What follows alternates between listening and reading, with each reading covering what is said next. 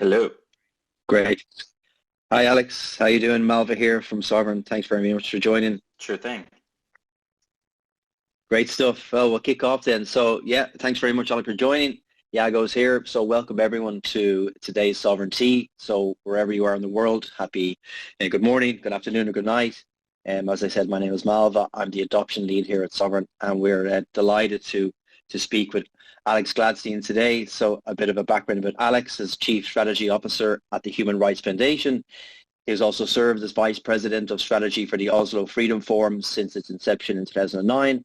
And Alex's work has connected hundreds of dissidents and civil society groups and business leaders, technologists, journalists, philanthropists, policymakers, etc., to promote free and open societies. And you may have read a lot of Alex's work throughout the years, particularly lately in the Bitcoin magazine, and also he's co-authored the book, The Little Bitcoin Book. So thanks very much for joining us, Alex. Looking forward to it. And our usual in-house guest, Bitcoin OG, Yago from the Sovryn team. Yago's been in the space since 2011 and one of the early contributors to the Sovryn protocol, and has past companies based in maybe remittance using Bitcoin network through FSI and Cement DAO. So also, Yago, thanks very much for joining us. It's going to be a great discussion here. I'll just go through a few things that you guys will be chatting about. I will kind of sit back and just try and help out where I can, and obviously at the end open it up for everyone to ask some questions if they want. So today we'll talk about mainly around Bitcoin in the developing world, human rights, how it affects human rights, and how Bitcoin could really aid in that regard. Hyperbitcoinization, stablecoins, where they fit in, Bitcoin toxicity, how is that? How do we both feel about that? Use cases such as savings account for Bitcoin, payments, finance, get rich quick, building a new financial system, and much, much more. So I suppose I'll let it off to you, Yago, to lead off here and have a chat with Alex, and I'll just sit back. So over to you, Yago. Hey Alex, it's exciting to talk to you. It's been far too long since we've last spoken. Um, yeah, so I think there's maybe a couple of ways that we could go about this. One is to I think we probably agree on too many things, so maybe we should figure out where we disagree. Um, but I'd be interested to talk to you about some of the things that you find most interesting right now in the space. And one of them is that I've noticed you talking a lot about is what I'm going to be calling Gladstein's paradox, which is the idea that autocrats may choose to adopt Bitcoin in order to evade global sanctions and in order to acquire wealth for themselves and their cronies, but in doing so effectively undermine themselves by giving access to the people who they're trying to dominate by giving them access to Bitcoin as well. So maybe you wanna start there?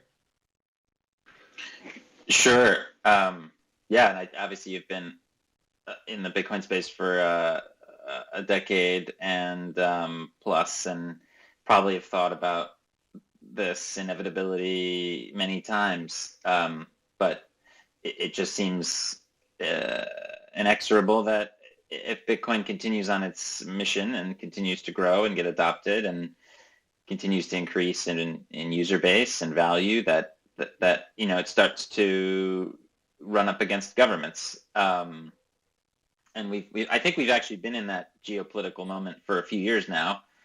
Governments first started to try and restrict their citizens from using Bitcoin in different ways. I think obviously at first it was like haha Bitcoin, like this sort of joke thing. That was kind of where we started, and then I think there was an acknowledgement that like, oh wow, like when Bitcoin and its cryptocurrency ecosystem that's built up around it has like a cyclical bubble burst.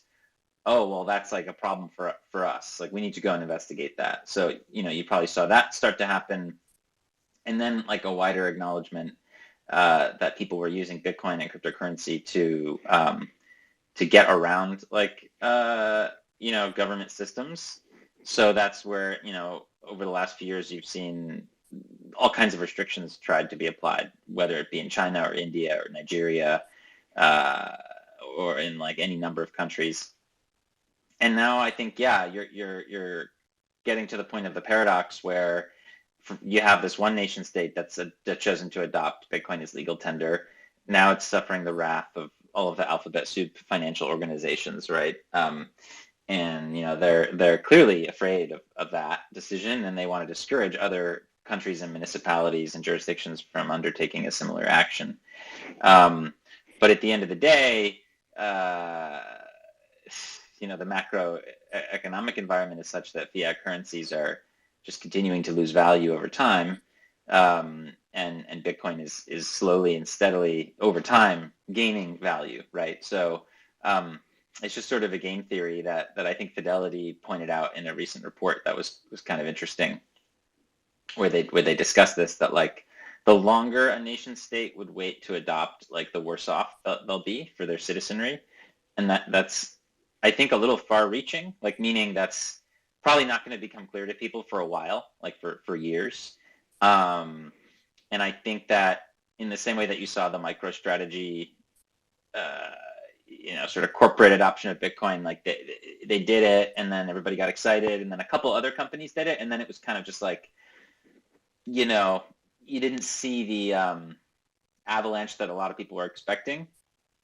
It seems that'll be similar here, where you had the El Salvador, and you're going to have, maybe a couple other sovereign wealth funds and cities. We're watching them, like we just heard about Rio de Janeiro. Obviously, you've got like mayors of different cities in the United States. You've got countries like Portugal that have very favorable taxation. So there's like some things happening, but you don't have the domino effect, right away. And I think that's probably the case, and it'll be a little bit of time here. But the paradox I was pointing out was that authoritarian regimes specifically face a dilemma because they have like a clear need for something like Bitcoin, because they're limited by the U.S. dollar-controlled kind of monetary banking SWIFT system. And, making payments in Bitcoin kind of allows them to get around that, or mining Bitcoin and then, selling that Bitcoin for stuff allows them to get around that. But at the same time, it's dangerous because if too many of their citizens also get involved with Bitcoin, then they start to lose control over the population. They start to lose control over their own currency, obviously, which would get debased like more rapidly if this were to happen. And I think it's interesting because like Bitcoin adoption is already pretty significant. Like there's already millions of people using Bitcoin in countries like Russia and Turkey and Nigeria. We're kind of past the point of no return there. So, if a government, or Cuba even, I mean, we saw the Cuban government come out in September and say that it's going to try to regulate and legalize Bitcoin or cryptocurrencies, right? They had to come out and say that because there's just so many people using it on the island.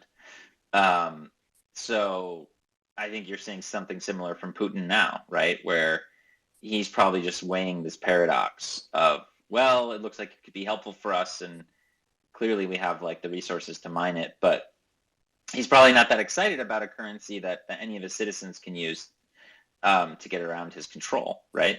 So that's the paradox and the dilemma that I think a lot of nation states face over the coming decade. Right, and I think this connects pretty tightly with another idea that you've espoused, which is this idea of Bitcoin as a Trojan horse, right? Where the incentives are such that it sort of weasels its way in. So, you may start with a small group close to the autocrat who are using Bitcoin, but then they get a taste for the freedom, can start moving their funds to places where maybe they'd want to move their kids later, and then things start to spiral from there. Do you want to briefly recap your Trojan horse idea?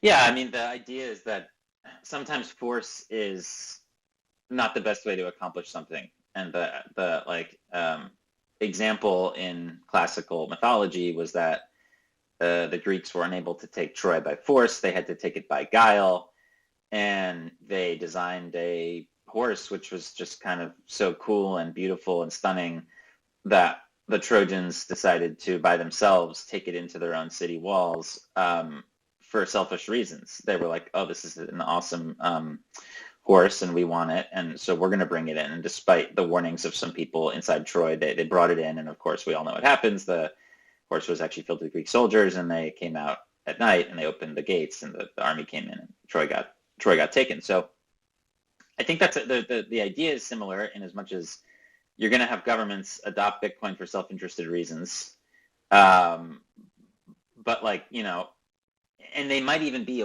like some people in that government might even be aware of what's happening. So there were like prophets in Troy saying, no, don't do it. Obviously it's a trick. And they did it anyway, right? So I think you're going to have these conversations where governments are going to be like, well, do we or don't we? And there's going to be dissent. And at the end of the day, they're going to do it anyway. And they're going to do it out of self-interest. And they're going to do it because over time, Bitcoin will be like essentially a new kind of reserve currency type asset that there will be a geopolitical competition to accumulate, in my opinion. And they won't, it's a Trojan horse thing because what they can't have it both ways.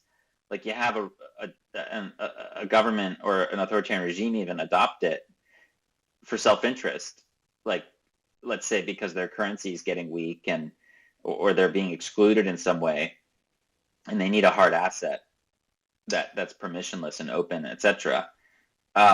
It's so hard it's going to be so hard for them to to enjoy the fruits of that while at the same time denying those fruits to the population, right? So you kind of had this like internet era where like governments like China were like actually pretty successful at censoring information.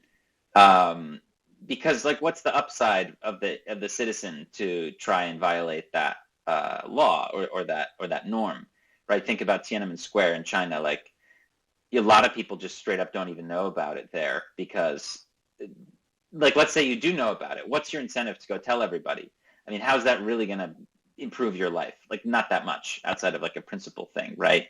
So what your cost is everything. You could lose everything. You go to prison or worse. And your upside is very minimal. So in that sense, like the government was able to do a lot of censorship and information control very effectively over the last few decades. But Bitcoin's different. Like if you're sitting there and you're in China and your national currency is depreciating against other assets and services over like several years, and you know about this other thing that's going the opposite way, and despite being volatile is gaining in value against services and assets, good luck to the government stopping its citizens from getting in there and getting Bitcoin, because it can help them put more food on the table for their family. So I think in many ways Bitcoin will be just so much harder to stop in terms of spread amongst the population than even the internet was. Right. I think it's interesting to talk about the massive and I think in many ways unrecognized scope of how this is already happening. So there's a number of countries which have implicitly, effectively already taken Bitcoin positions. We know that in Venezuela, the government has been confiscating miners, like mining rigs, and using them to mine Bitcoin. Iran has been engaged, it appears, actively in mining. Russia, you mentioned, engaged in one way or another. Ukraine is renting its nuclear power for mining. Exactly, right? You got Ukraine, Kazakhstan, not necessarily the most liberal country, has been a major player in the mining industry, and then you've got other ways in which this is happening, and to me one of the most astounding must be North Korea, because the estimates are anywhere between $400 and $600 million worth of crypto has been stolen by government level, state level attacks sponsored by the North Korean government, which it means that the majority of exchange hacks, at least in terms of value, have been state sponsored. And so, anyone who's building in the space, it's not a joke that you actually need to be building systems which can stand up to state attack. But I think about, when I try to imagine, right? So now if I'm the North Korean government and I recognize that I need to have access to these funds that I can transfer to get around sanctions. But in order to do that, I need to put together cyber teams, right? And these are regular people. These are like probably guys in their 20s, right? Thousands of them that I'm training uh, in the very, very skills that could be used to undermine me. I'm giving them access to the world, to the internet. They're learning about everything that's going on. They understand our memes better than we do, right? And so, when I think about the Trojan horse, I think about the thousands of North Koreans who are right now probably becoming wealthy by serving their government in these state-sponsored attacks, but are learning so much about the world which has been hidden to them, and can probably tell it, tell everyone they know about what they're learning. Yeah, look, I think there's three different models here. One is obviously the El Salvador model, which stands alone and unique and nationally adopting Bitcoin as a currency. Then you have there's some sovereign wealth funds that are investing in Bitcoin companies, like for example the Sovereign Wealth Fund of Singapore, Temasek invest in Anchorage, and also the another investing arm of the Singaporean government has invested in actually looks like something like Grayscale. And also in Europe, there's like the Norwegians and the Swiss who are exposed to MicroStrategy. So there's kind of like the let's say the investment model, which I think is obviously just going to grow inevitably. Like wealth funds are going to inevitably start getting into the Bitcoin crypto area for sure. It's already happening. You have the legal tender one, which is obviously the most shocking and may not, again, you may not see a domino effect for quite some time.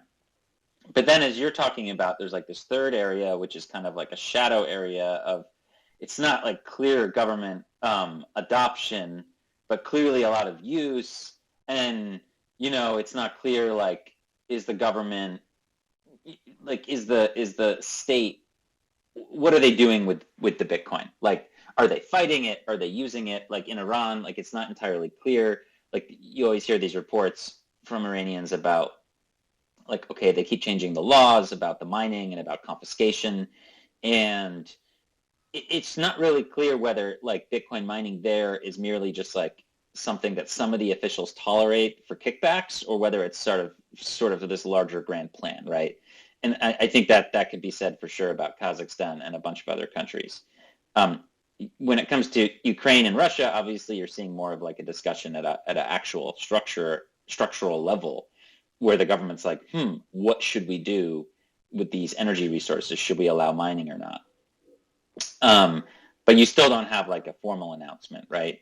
And then as far as North Korea goes, or Venezuela, you kind of have the rogue state that, from what I can understand, is like stealing Bitcoin, but then probably turning right around and selling it. Like it doesn't appear that there's any evidence that like the North Korean or Venezuelan government is like building a stack for the future.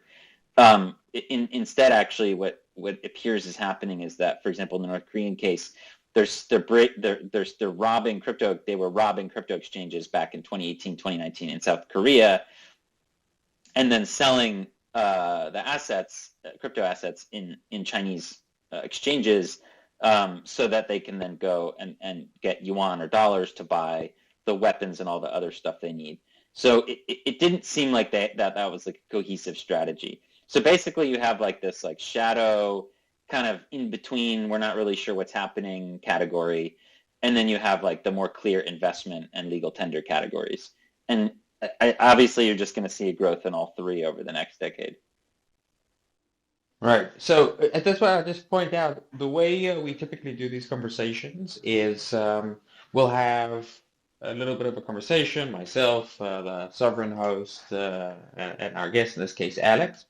And then what we'll do is we'll open it up to questions. So if you do want to participate in the conversation, feel free to make the request, but the conversation will still be probably around 40 minutes before we open it up to the floor. So Alex, this is a pretty hardcore Bitcoin room. And what I often find helpful in these rooms is to start talking about the limitations of our view of the world and sort of like exploring, like, in what ways could we be wrong? What do we need to be paying attention to in order to make sure that we're successful? And so jumping off what we were just talking about, right? This idea of state adoption. One of the things that we tend to speak about in the Bitcoin world is how Bitcoin has a set of unchangeable rules. It's unmanipulable. It's rules without rulers, and it's credibly neutral. And we talk about that like it's a good thing, because for us, as people who are advocating for sovereignty and liberty, it is a good thing. But there are a lot of people who wouldn't see it as a good thing, and those people tend to be entrenched elites. And right now, there's a huge movement of alternate systems which are being built around proof of stake, where they're effectively, because they're proof of stake systems, they're plutocratic systems, right?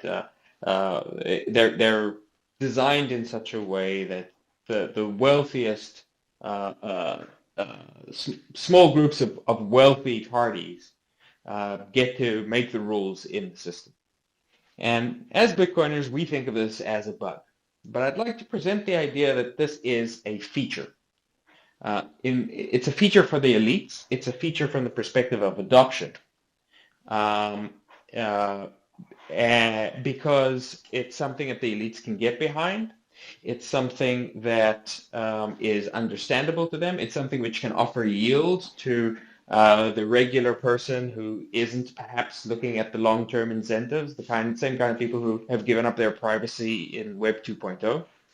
And I'm curious about your thoughts about the potential risks and dangers to what we're trying to do here, right? I mean, the internet was co-opted. Is there a risk that blockchain systems could be co-opted in the same way? Yeah, I mean, obviously, yeah, for sure. I view proof of stake as not a new invention, but rather something that quite neatly describes a lot of the existing fiat currency systems. A lot of my criticisms of other crypto assets and systems have to do with this point of governance and who's actually in control and who gets to make the rules and what's our certainty with regard to that.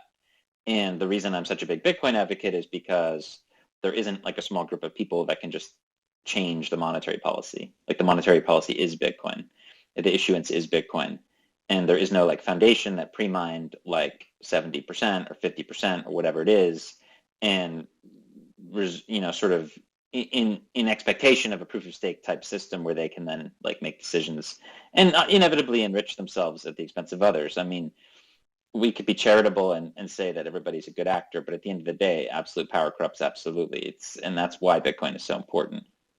So I expect to see like centralizing and corrupt behavior in any proof of stake system over time. I think it's just inevitable.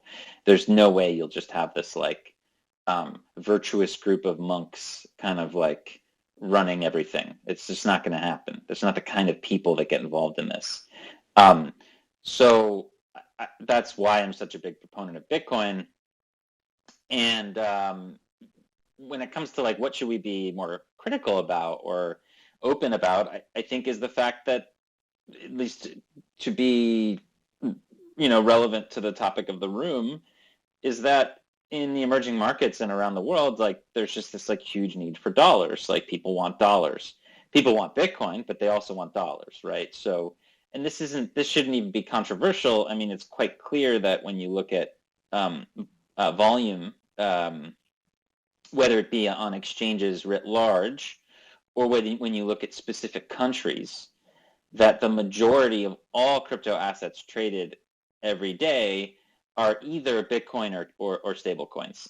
And what I really mean by that is Tether, which accounts for like 70, 80, 90% of stablecoin volume in most countries. So between Bitcoin and Tether, you have like a super majority of all the crypto volume. Will it be like that forever? No, but that's kind of like where we are right now.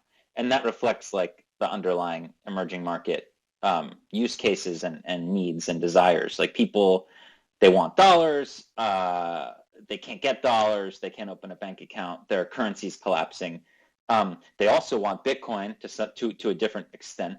And, Tether still has massive risks, right? It's centralized, it can be frozen, it could collapse. But the market of people is pricing that in a particular way where they view a Tether essentially as a dollar. So, the average Tether user in Lebanon, do they sit there and like think about like the composition of the backing of the Tether asset? No.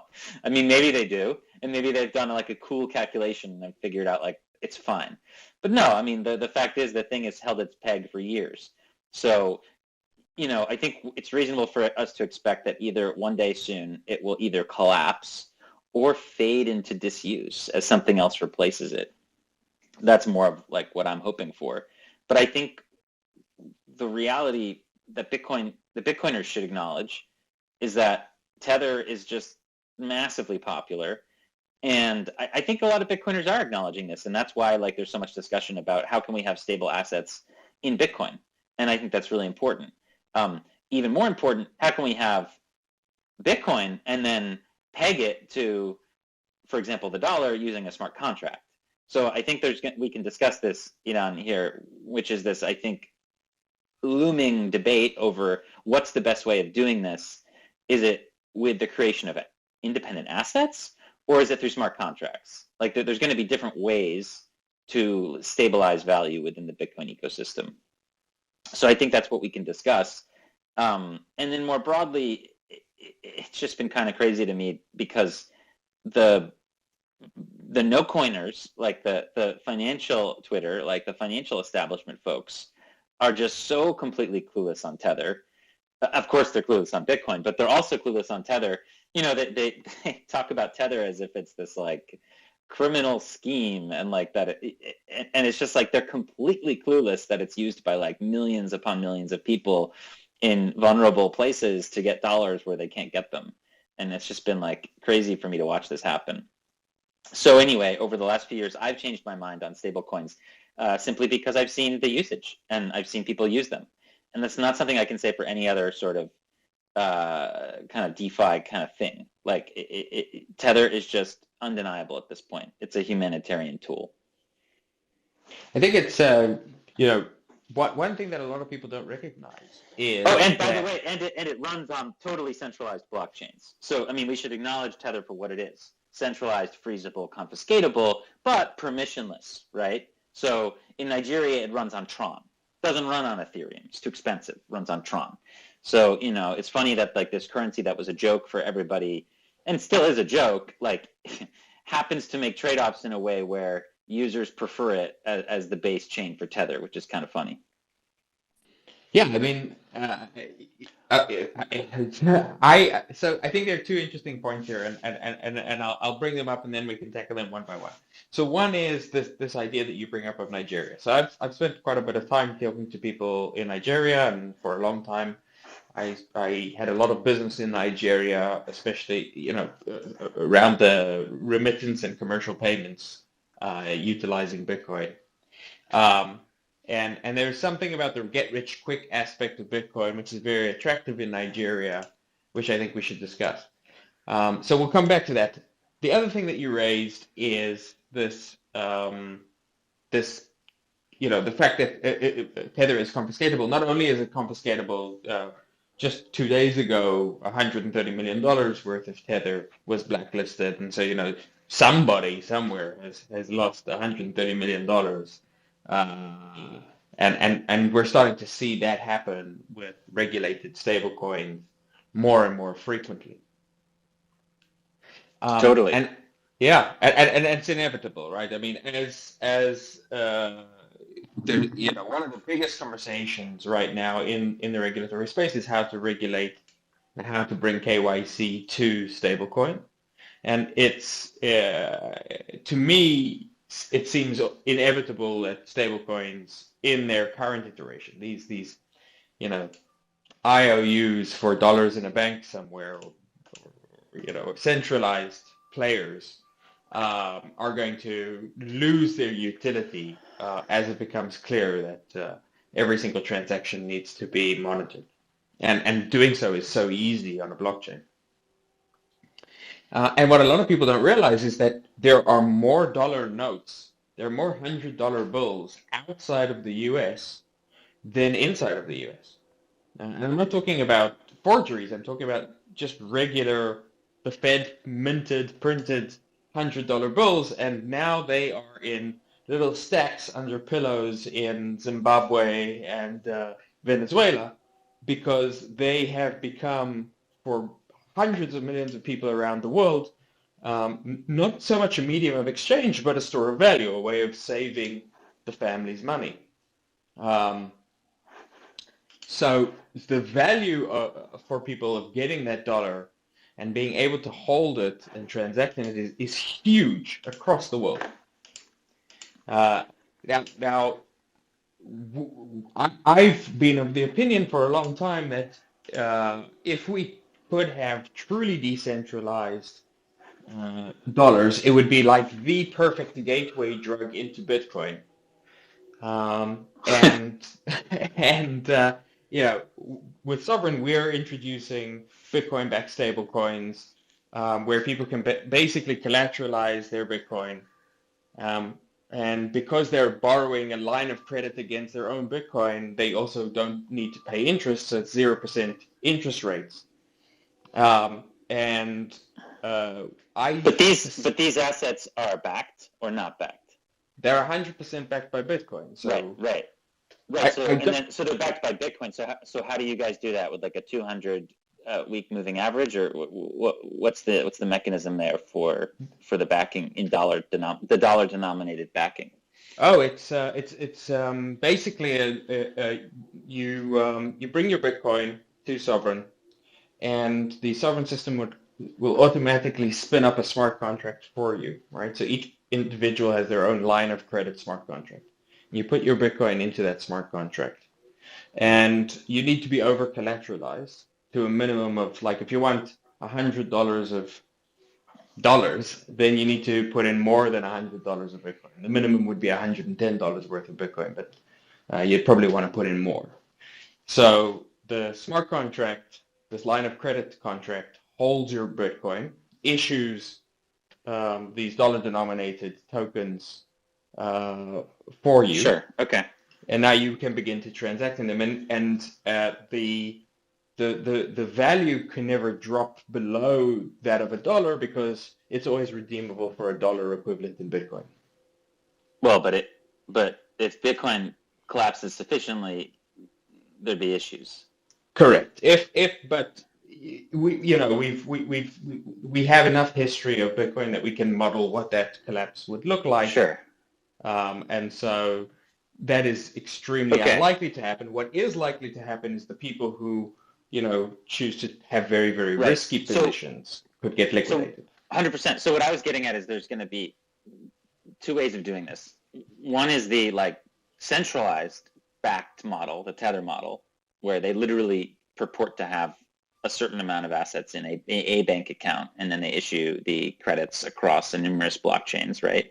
Then you have kind of like your account, your model, your way of doing things, which is obviously very inspired by what first was prototyped in the Ethereum space, right? Where it's like this sort of decentralized issuer. But then there's this idea of why do we even need the backing? So to give you an example, I'll just mention this concept of Eurodollars quickly.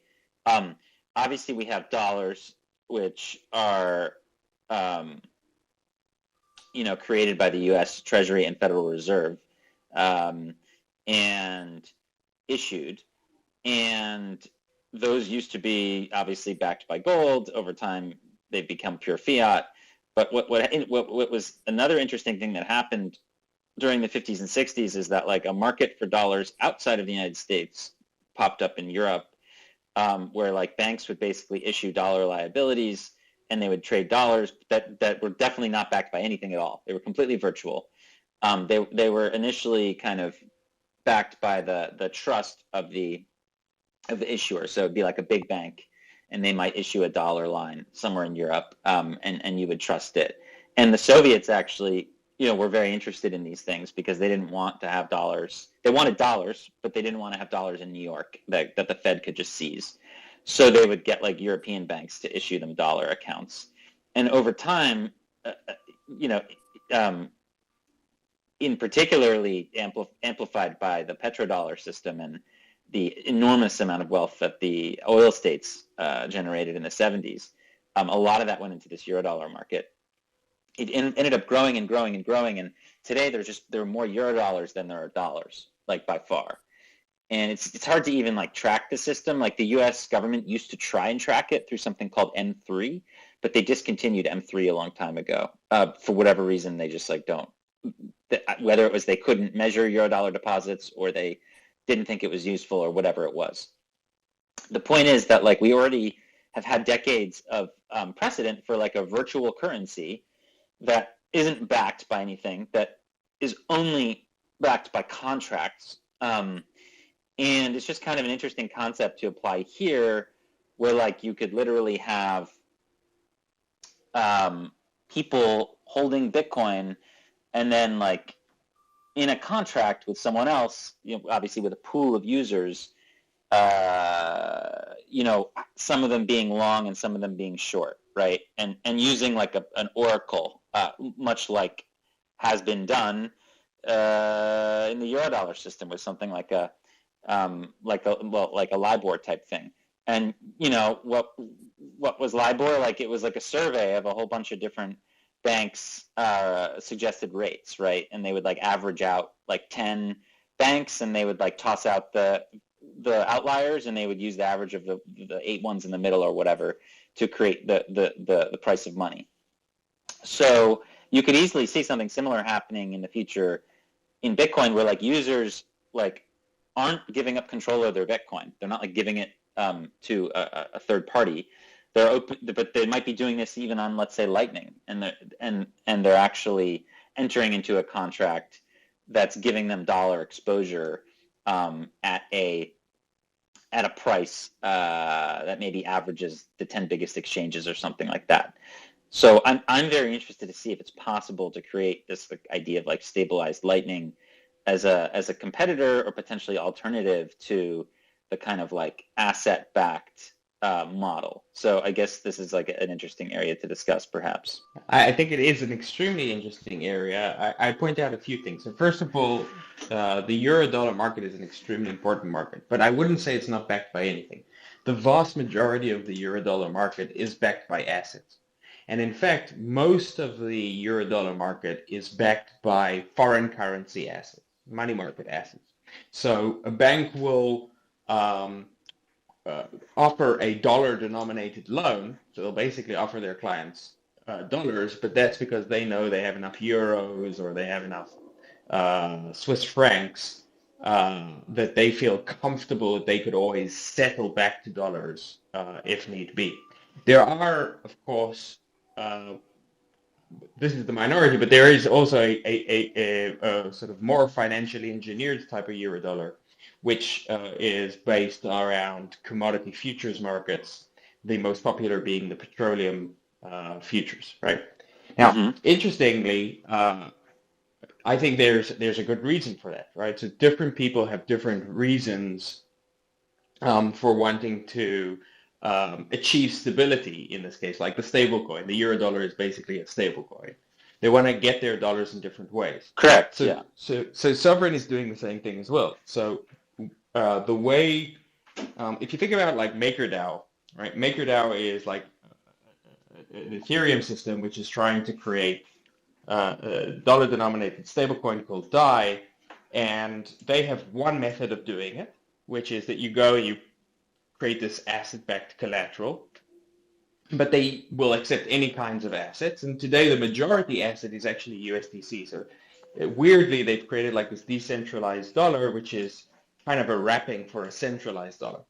Yeah. What Sovryn is doing is it's created this asset-backed methodology, which I think is probably going to be the majority methodology that most people use. You have Bitcoin, you don't ever want to sell your Bitcoin, so you take a loan against your own Bitcoin for yourself.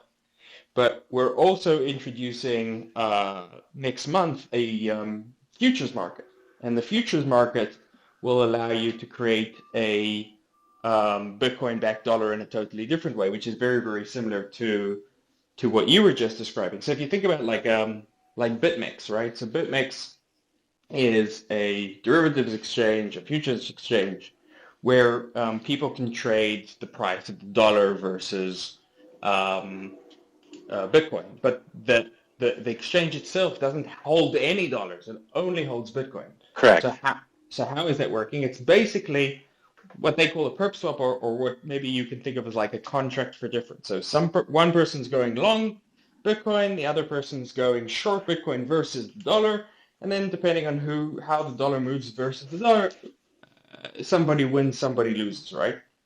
Mm-hmm. Now, there's this concept inside of BitMEX, which is called the BitMEX dollar, right? Which is this virtual or synthetic dollar, which doesn't exist. It's just an accounting fiction, but it's backed by Bitcoin. And so Sovryn is taking the exact opposite tack of MakerDAO, where you have one method with lots of different assets. Instead, the Sovryn stablecoin has one asset, only Bitcoin backed, but with different methods. This collateralization method as well as this futures method. Yeah, I mean, I think what's going to be important for users in the emerging markets is potentially some sort of open standard, and that's why I'm very interested to see what ends up happening with, I guess, what's called Block now, formerly Square. They're looking at obviously building some sort of global fiat to Bitcoin exchange in a way that's as decentralized as possible.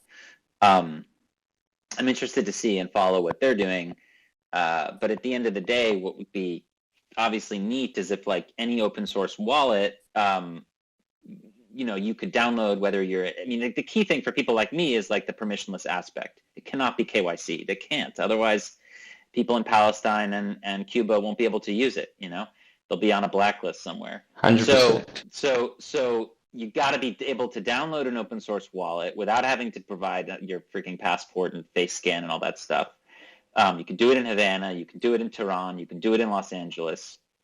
Something like, for example, a Blue wallet or a Moon wallet today, right? Like a basic open source Bitcoin wallet. And then from within that wallet, you can receive Bitcoin. And then you can choose to do a couple different things there is what we're hoping. One would be to enter into this like pool, this like global pool it could be fueled in a couple different ways as you're describing. But essentially, you would be making a trade-off and essentially pegging some percentage of what you have in Bitcoin to the dollar.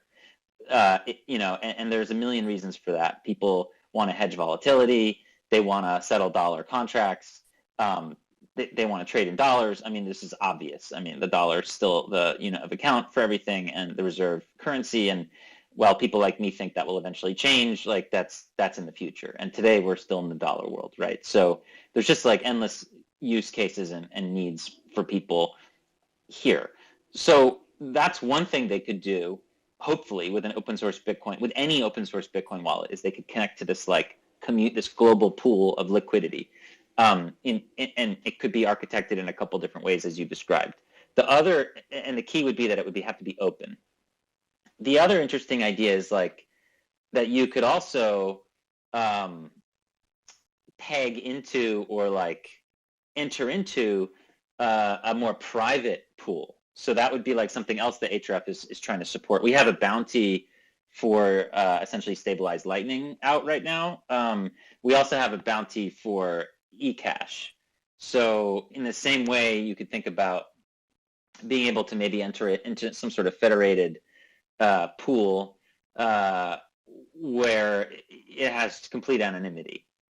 Something that, as we're all watching Bitcoin and Lightning improve in privacy over time, obviously, but there will never be if you need something to be auditable, you can't have it be fully anonymous. So you'll enter into this let's say eCash world. So I mean, if you're an emerging market user of a Bitcoin wallet and you can get dollars with your Bitcoin, and you can also get privacy with your money, and maybe on top of that, you can start doing stuff like what you guys are describing. Like once you have the dollars, maybe you can take out a loan or whatever. You can start to really approximate all the features of all the desirable features of the financial system, right? Right, exactly. So that's the dream is like for somebody anywhere to be able to download a piece of code from the internet and use the full financial system without having to KYC. I mean, that's very utopian, but there's work being done there. I mean, that's what Satoshi started. Oh, I don't think it's utopian at all. I think we're on the cusp of seeing it. So, I mean, you mentioned, for example, Lightning Network. So there's a team, who are part of the Sovryn dev community who are working right now on an SDK, so a software developer kit, to make it easy for Lightning Network wallets to integrate both the ability to trade Bitcoin against dollars over Lightning. So you basically get this instantaneous non-custodial ability to switch between the two, and the ability to use these Bitcoin-backed stablecoins and transact with them over Lightning Network. So the first parts of Lightning Network, the swaps already exist with Sovryn. But what the team are now trying to do is make it much easier for wallets to integrate it with this SDK, and I totally, I mean, the whole point here is that by building this as a protocol extension to Bitcoin, it's designed to be as. And imagine this. Imagine this. Like, look, we're going to need some sort of open standard, right?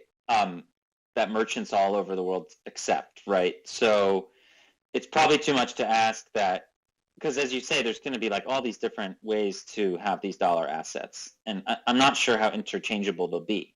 But what a user's wallet could do is just like, as you go to pay or make a transaction, it could just convert back to Bitcoin right at the moment of transaction, right? Something like that. Like where it doesn't really matter how you're holding your dollars, but you could, at the moment of transaction, you would just convert.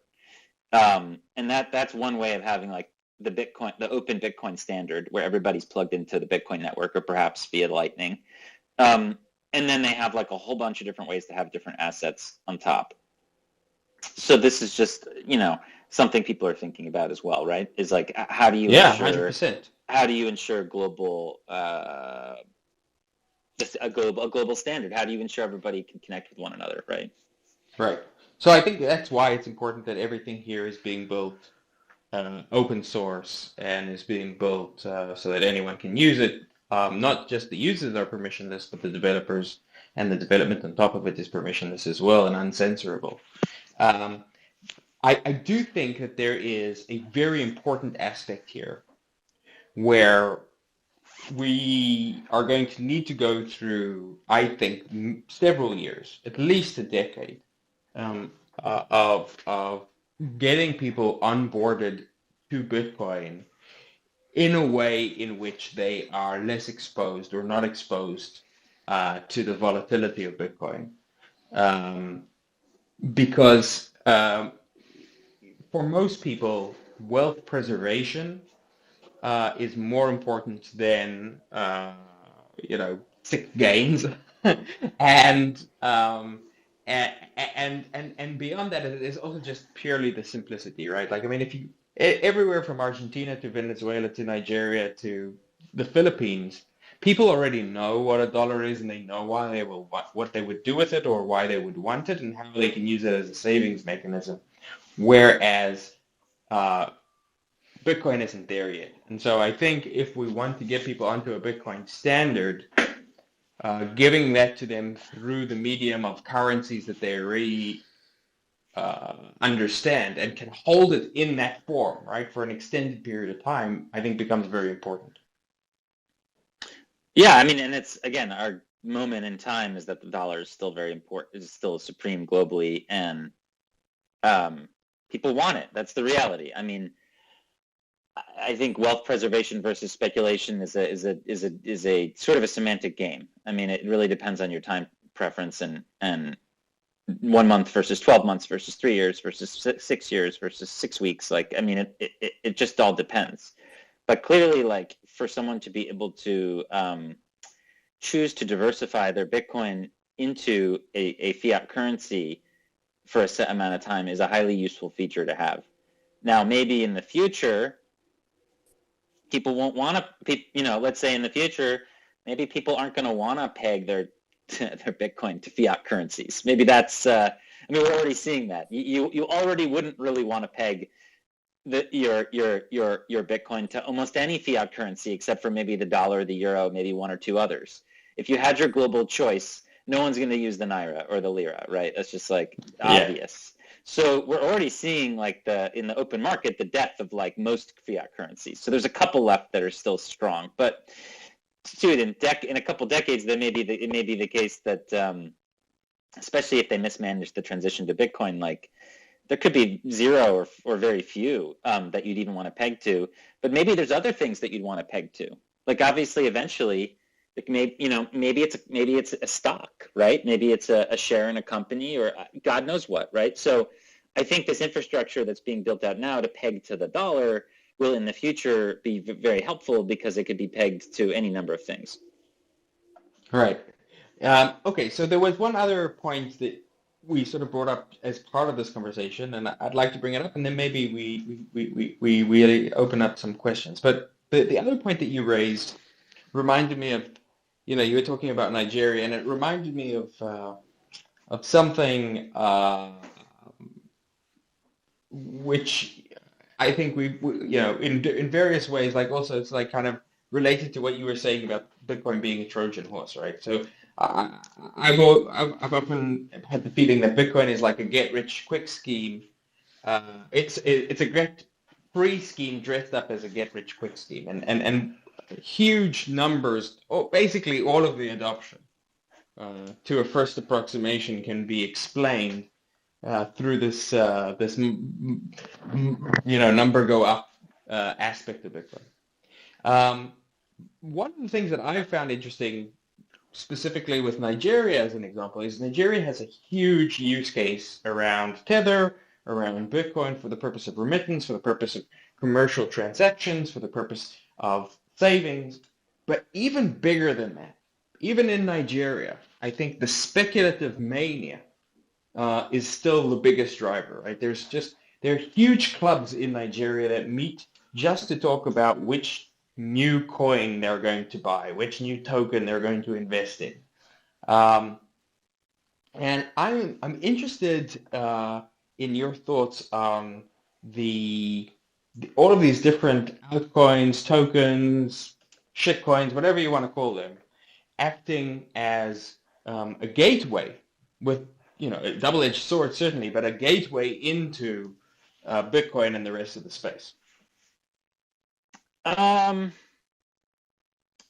I mean, I think that usually the way that people approach this, and my own, like, full approach was back in the like, when I really started paying attention to it, was like the 2017 era, right? So that's obviously very different from the 2013 era, and it's very different from today. Each era's got, like, a different set of factors. But basically, like, you're introduced to this crypto environment, and at first you don't really know what the difference is between different things. Like, and it's not an intelligence game. Like, you could be quite smart, and in 2017 pretty easily convinced that like Litecoin was like silver to Bitcoin's gold. Like that was a very popular narrative. And like you might stare at that and look at that for like a couple hours and be like, okay, that makes sense. Maybe in my case, it took me many years to like basically become unskeptical. Obviously, you and I were talking about Bitcoin in 13 or 14, and we started accepting it at my organization in 2014, and I had a bunch of conversations with people over the years, but I remained very skeptical for a long time. And then even still, when I got into it, it was like, it's just so different from everything else that like, it's just incredibly confusing. And what ended up happening then is like most people, I think, or a lot of people bought a whole bunch of coins and then everything crashed.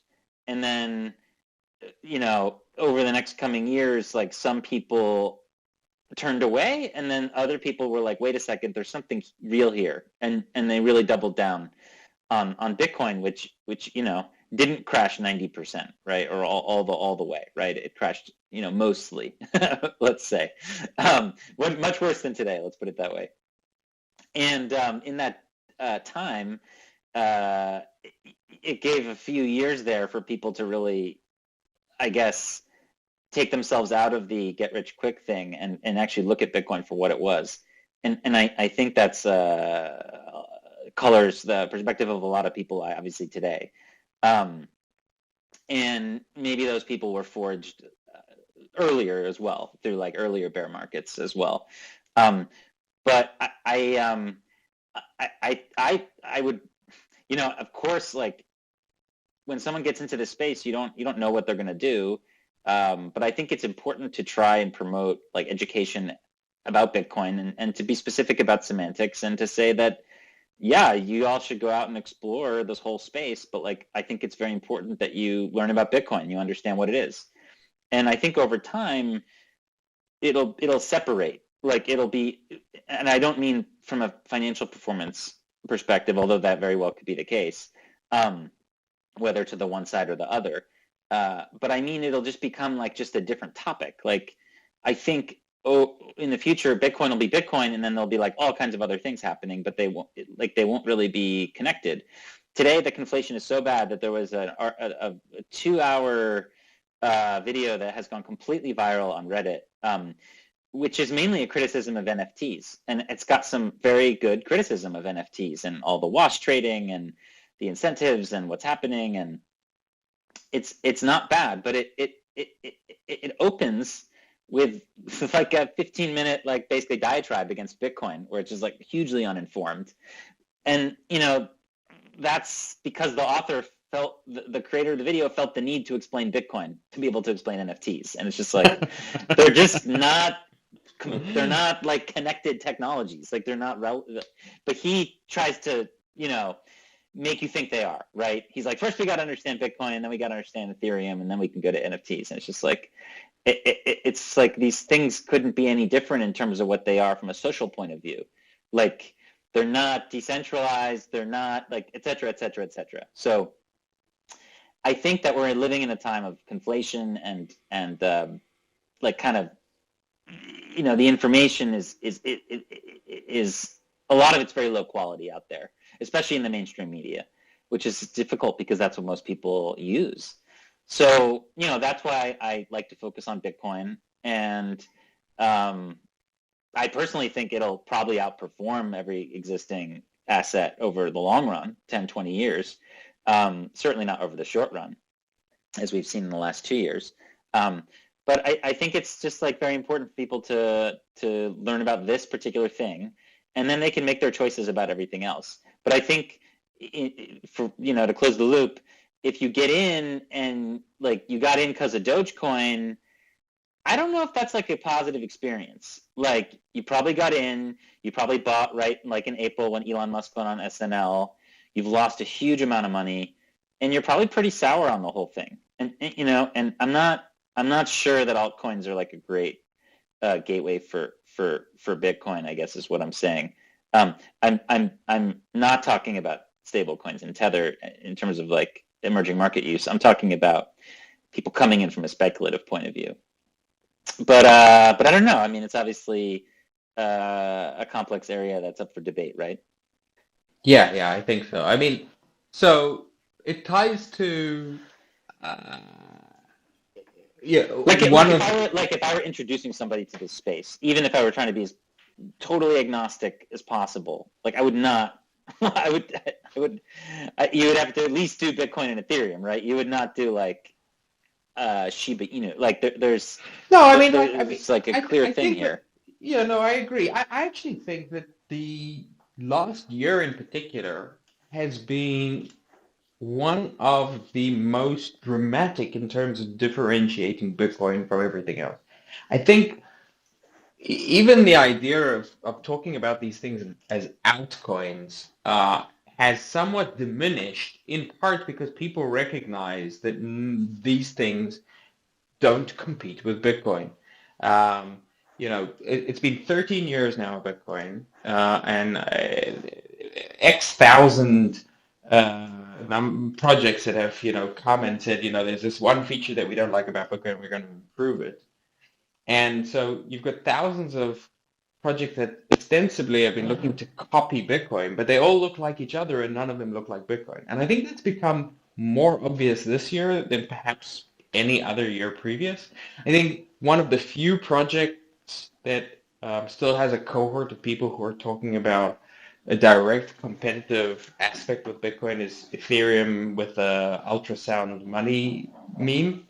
But even that, I think, is significantly diminishing as it becomes clear that, Ethereum is a smart contract I mean platform which is yeah, competing I with mean, look, many that may be others. true for people like you who've been in the space for a while, or for people even listening in this room who maybe like have a bunch of knowledge about Bitcoin versus other crypto assets. But like, if you read the mainstream media, it's not really the case. Like, there's people in the New York Times and stuff talking about how like Bitcoin needs to go to proof of stake and how it's not. It's like all the other cryptocurrencies except worse. I mean, this is literally like a narrative that you have not in our bubble, but like in the real world, right? So I think that maybe in parts of I would like, argue that our bubble is the only real yeah, but one. like maybe in the Bitcoin crypto Twitter, like maybe you're right. Maybe people have now, maybe it's like quite clear, okay, Bitcoin is its own thing with its own value proposition, and we have all these other things. Um, that's not the case like in the big world outside. Like I don't think that that's No, been your point is sufficiently. well taken. I think you're totally right with regards to that. And people aren't making the And there's differentiation. going But to be like an ongoing attack against Bitcoin and proof of work. I mean, I think that's what you're really going to see is a continued. If you read the New York Times, you read the Wall Street Journal, you read whatever the FT, like there is a agenda here of people who think proof of work is bad and really are promoting proof of stake. And this is something that Coinbase and FTX um, are also promoting, like from within the industry. Like if you go to their web and the Ethereum Foundation. So the Ethereum, Coinbase, and FTX, I think anyone here would have to agree, are three of the most kind of influential brands in this whole space. If you actually go to their websites and read on the official Ethereum Foundation website, on FTX's official website, and on Coinbase, and you go and you read like the FAQ about like proof of work, they all basically say that it's like wasteful and bad, and that like we're hoping to move to proof of stake. So I don't know, man. I think that the education remains necessary here as to why this. oh, 100%. And so maybe before we open up the questions, I'll tie this off with one last question, right? So I think you and I both, and probably all of us here have a similar goal, which is we want to see mass Bitcoin adoption. We want to see hyper-Bitcoinization. We want to see everyone have easy accessibility to self-sovereignty and control of their financial futures as well as just their futures in general, right? And so one of the big debates that has been over the course of this last year has been the discussion around toxicity, right? So this the aggressive um, ad hominem way in which a lot of Bitcoiners have dealt with people in various ways, either because they think that, either the mainstream media or people who are asking what they see as dumb questions or, calling everything a scam. And I've been of the position that if we want hyper-Bitcoinization, we also need to be hyper-inclusive, and that toxicity has been getting in the way of that. And I think you've been on the other side of that, so I'm interested in your thoughts. Yeah, I just think well, look, I first of all these terms have been invented by like Bitcoin critics or whatever, like Bitcoin maximalism invented by Vitalik to describe people that like didn't want to buy his coin, right? Essentially at the beginning. Who knows with toxicity? But I think that, I mean, Bitcoin doesn't need us or anybody. It's going to like do its thing. But at times it's been helped by people, and in its history, there have been times when people have had to be quite aggressive about defending Bitcoin, and that this was the case in 2017. When you had just like legions of corporations lining up to try and make a change to Bitcoin, that would have been like really catastrophic, in retrospect, with regard to SegWit 2x, hard fork, etc.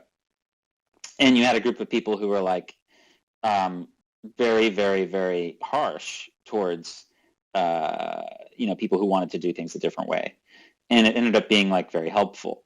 Now, is that still, are we living in the same environment today? No, but I do think it's quite important to talk about why Bitcoin is different from these other systems and to criticize these other systems. I mean, if you're a promoter of a different coin, you should be able to take the heat. I mean, you're the one who, you're the one who made it or minted it. Like, you should be up for an honest conversation about your coin. I just think this idea, this pressure to like shut down criticism of other coins is really silly. Like, you're gonna mint your own money. Well, it's the free marketplace of ideas, and you're gonna have to defend your decisions. And I think.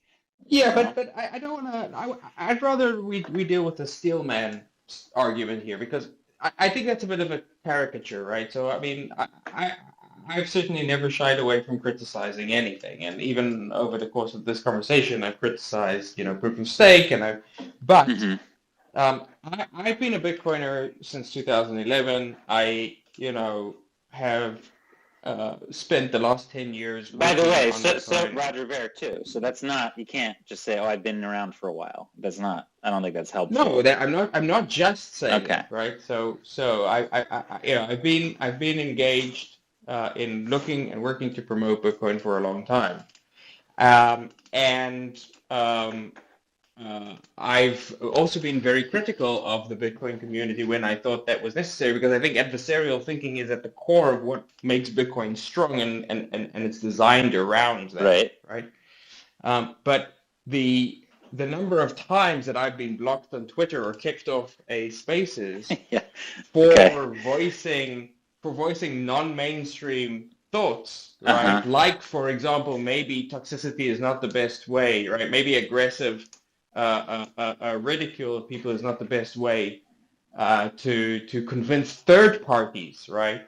That they are that they're doing something inferior, or that they're trying to mislead. It has been. I don't know if that's a fair way of looking at what these people are doing. If we're going to say, let's look at the harsh critics, I don't know if their goal is to like, how can we get as many people into Bitcoin as possible? Like, I wouldn't read too much into it. Like, that's probably not their goal. Their goal is to speak their mind about something that they care about. And a lot of people in Bitcoin are animated by the founding reason for Bitcoin, which is that the fiat money system that we have is broken and exclusionary and unfair. And there's a lot of very fair, very grounded anger in people trying to recreate the system and pass it off as decentralized. And, that's where that comes from. And, it's rich to me to see like people come up with their own tokens and they mint them, and then they like go on these like long threads complaining about like Bitcoiners criticizing them. Like, whatever. Like, if you're going to go make your own currency, you better be able to handle the criticism. Like, Bitcoin was literally created so that people could have an option to get away from people like you who are creating their own currency. So I just find it kind of funny that, like, all of a sudden, like, like Bitcoiners are like, it's like the enemy are the fiat people. The enemy are the people making all the money and ruining everything for tens of millions of people around the world. That's like the enemy. So I don't know. It's just like, lost the plot here a little bit. So I agree. Someone's lost the plot, but I think it's the people who. So earlier you said we need to do education, yes, right? And then a few moments later you said Bitcoin doesn't really need us. It's going to do its own thing, and I don't think that's true at all. I don't think Bitcoin succeeds without us, right? Like, it needs us to run nodes. It needs us to be miners. It needs us to be hodlers, and it needs us to be, more than anything, it needs us to be educators. And if there's one. No. Okay, sorry. Let me clarify. Bitcoin does not need us. Yeah. People need us. But Bitcoin's fine. Bitcoin's going to do its thing no matter what. But people need us. That's why I do what I do. But I want to be very clear there. Bitcoin's going to be fine, but people are not going to be fine. Like, people are being gaslit in massive numbers, mostly by the mainstream media into thinking that Bitcoin is dangerous and risky. Again, like, I don't want to lose the focus here on why we're all here, right? But also by altcoiners. So, I mean, there's that needs to be pushed back as well. I don't know what the right proportion is, but both are problematic, I think, in my view. Well, I'm very glad we managed to find a point of disagreement, because it animates the conversation. And look how many people are now requesting to speak. So I think we've done our jobs well. And maybe, Malva, maybe we can start introducing some questions. Sure. Yeah, sure. David had his hand up for a good while, so I'll just make you live. David. First off, Alex, thank you for everything that you do in the community and otherwise. I would like to push on your stance around these different Bitcoin dollar architectures. Mm-hmm. And the stable lightning channels using contracts for difference that you mentioned that you guys have the bounty on is very cool, but ultimately I believe an inadequate solution, because I would argue that the problem is not simply about creating dollars from Bitcoin, but instead it's about filling this kind of insatiable demand for credit creation. And so I know you're very familiar with the petrodollar system and the eurodollar system, but the eurodollar system was born out of this kind of insatiable global demand for dollar credit. And I think that ultimately why gold and all of these other hard money standards have previously failed isn't because you have to custody it to be able to send it and receive it. It's that you have to custody it in order to be able to create credit out of it. And so we need some sort of decentralized solution to create credit out of our Bitcoin and use that as dollars. Simply having something like a contract for difference, it doesn't fill this kind of demand that we have in the economy for creating credit. And so if you have some sort of contract for difference where one person's long Bitcoin and one person's short, it's like that kind of sucks for the person who's short Bitcoin. You'd rather have something where everybody can be long Bitcoin as their store of value and everybody can be short the dollar as their store of debt.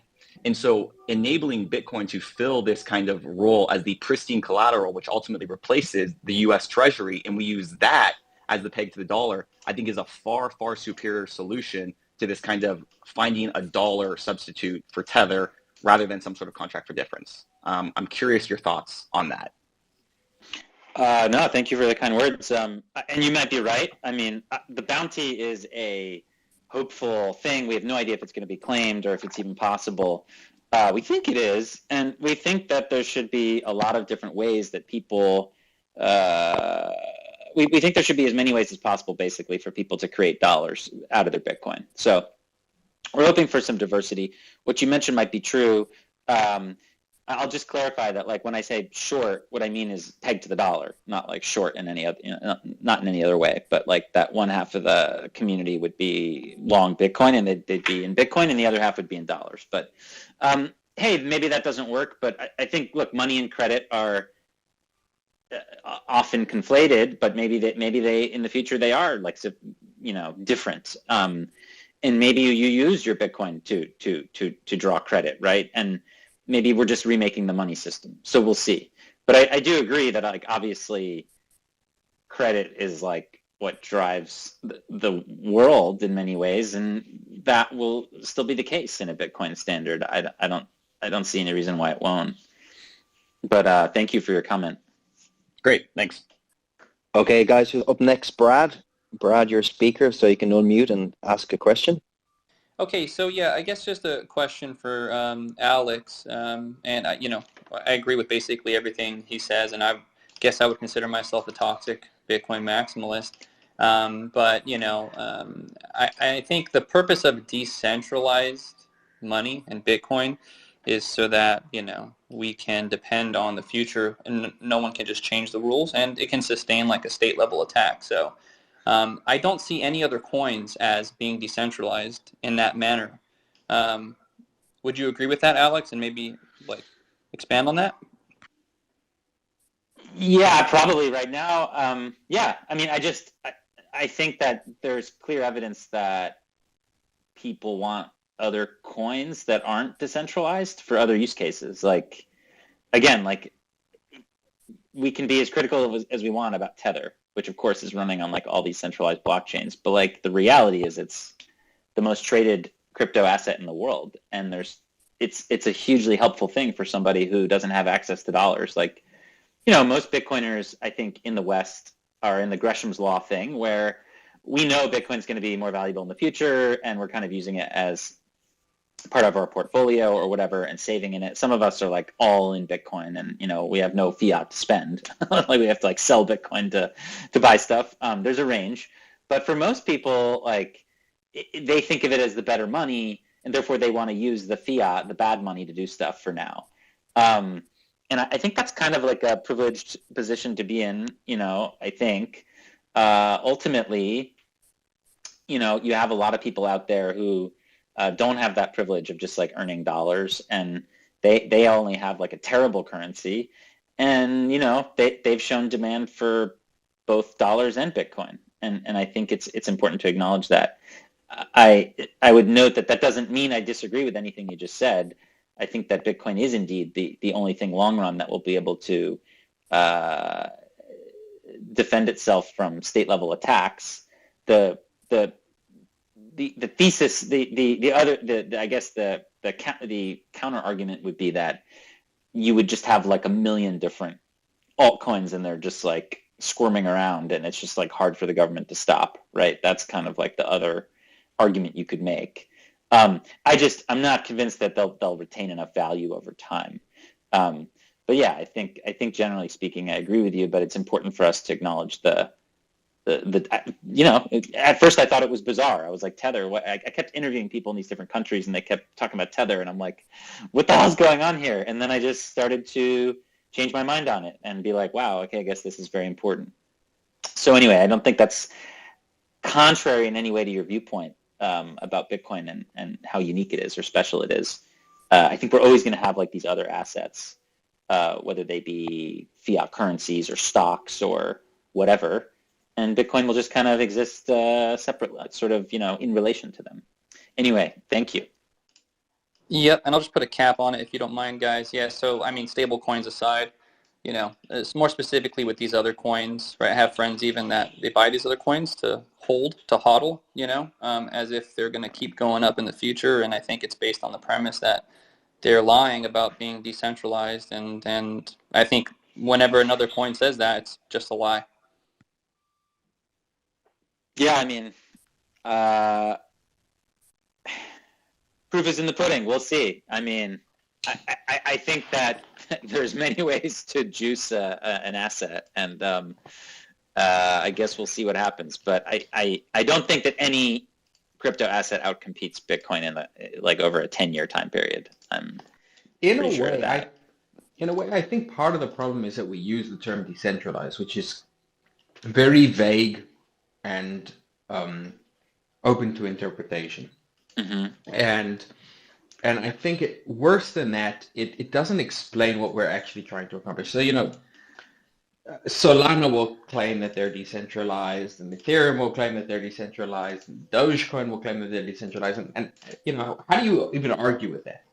However, I think if we were to focus on other points, right, unmanipulable, right, rules that cannot change, which is really, I think, the point of the decentralization. So I think of Right. decentralization as a tool, and I think because we started as a bunch of geeks, we're focused very much on the tooling that allows us to accomplish the things that we want to accomplish.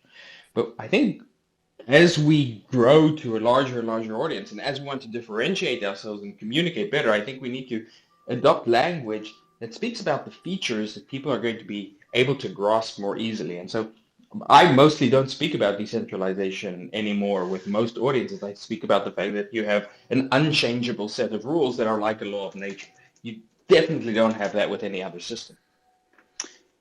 Yeah, I think that I think you're right in as much as like decentralization is sort of a means to an end. I think what is Bitcoin? Why is it unique? 21 million. I mean, it's unique because of its monetary policy and the fact that there isn't a small group of people that can like screw with the issuance. That at the end of the day to me is one of the reasons why it's most unique.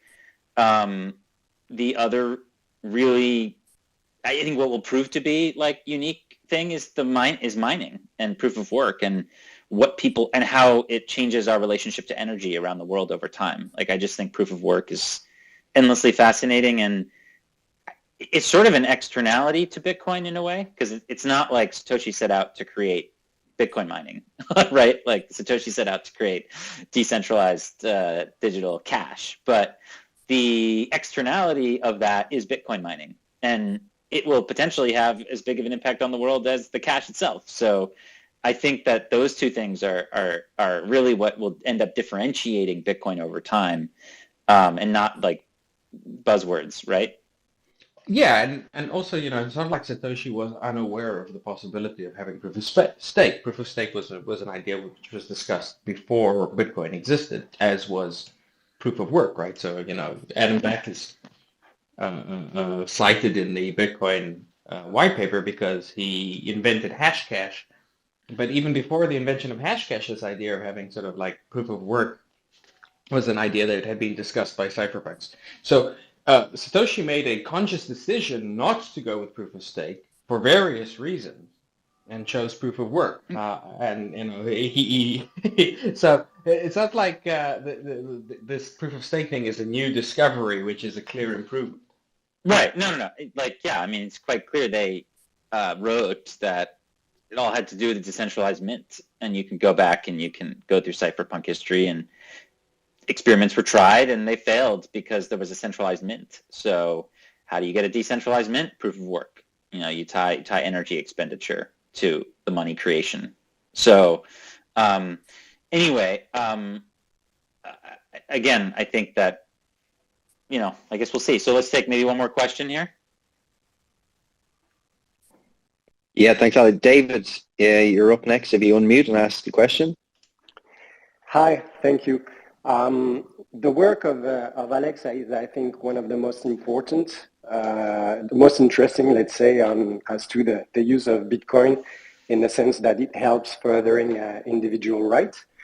And I wanted to ask Alex what he thinks about the wave of let's say, news rather than good news about leaders like the Prime Minister of Turkey or Vladimir Putin, who express interest for the crypto world, because I wonder if it's, if it blurs the message, or if we should be happy because basically they're swallowing a poison pill. Look, I thank you for that. I appreciate that.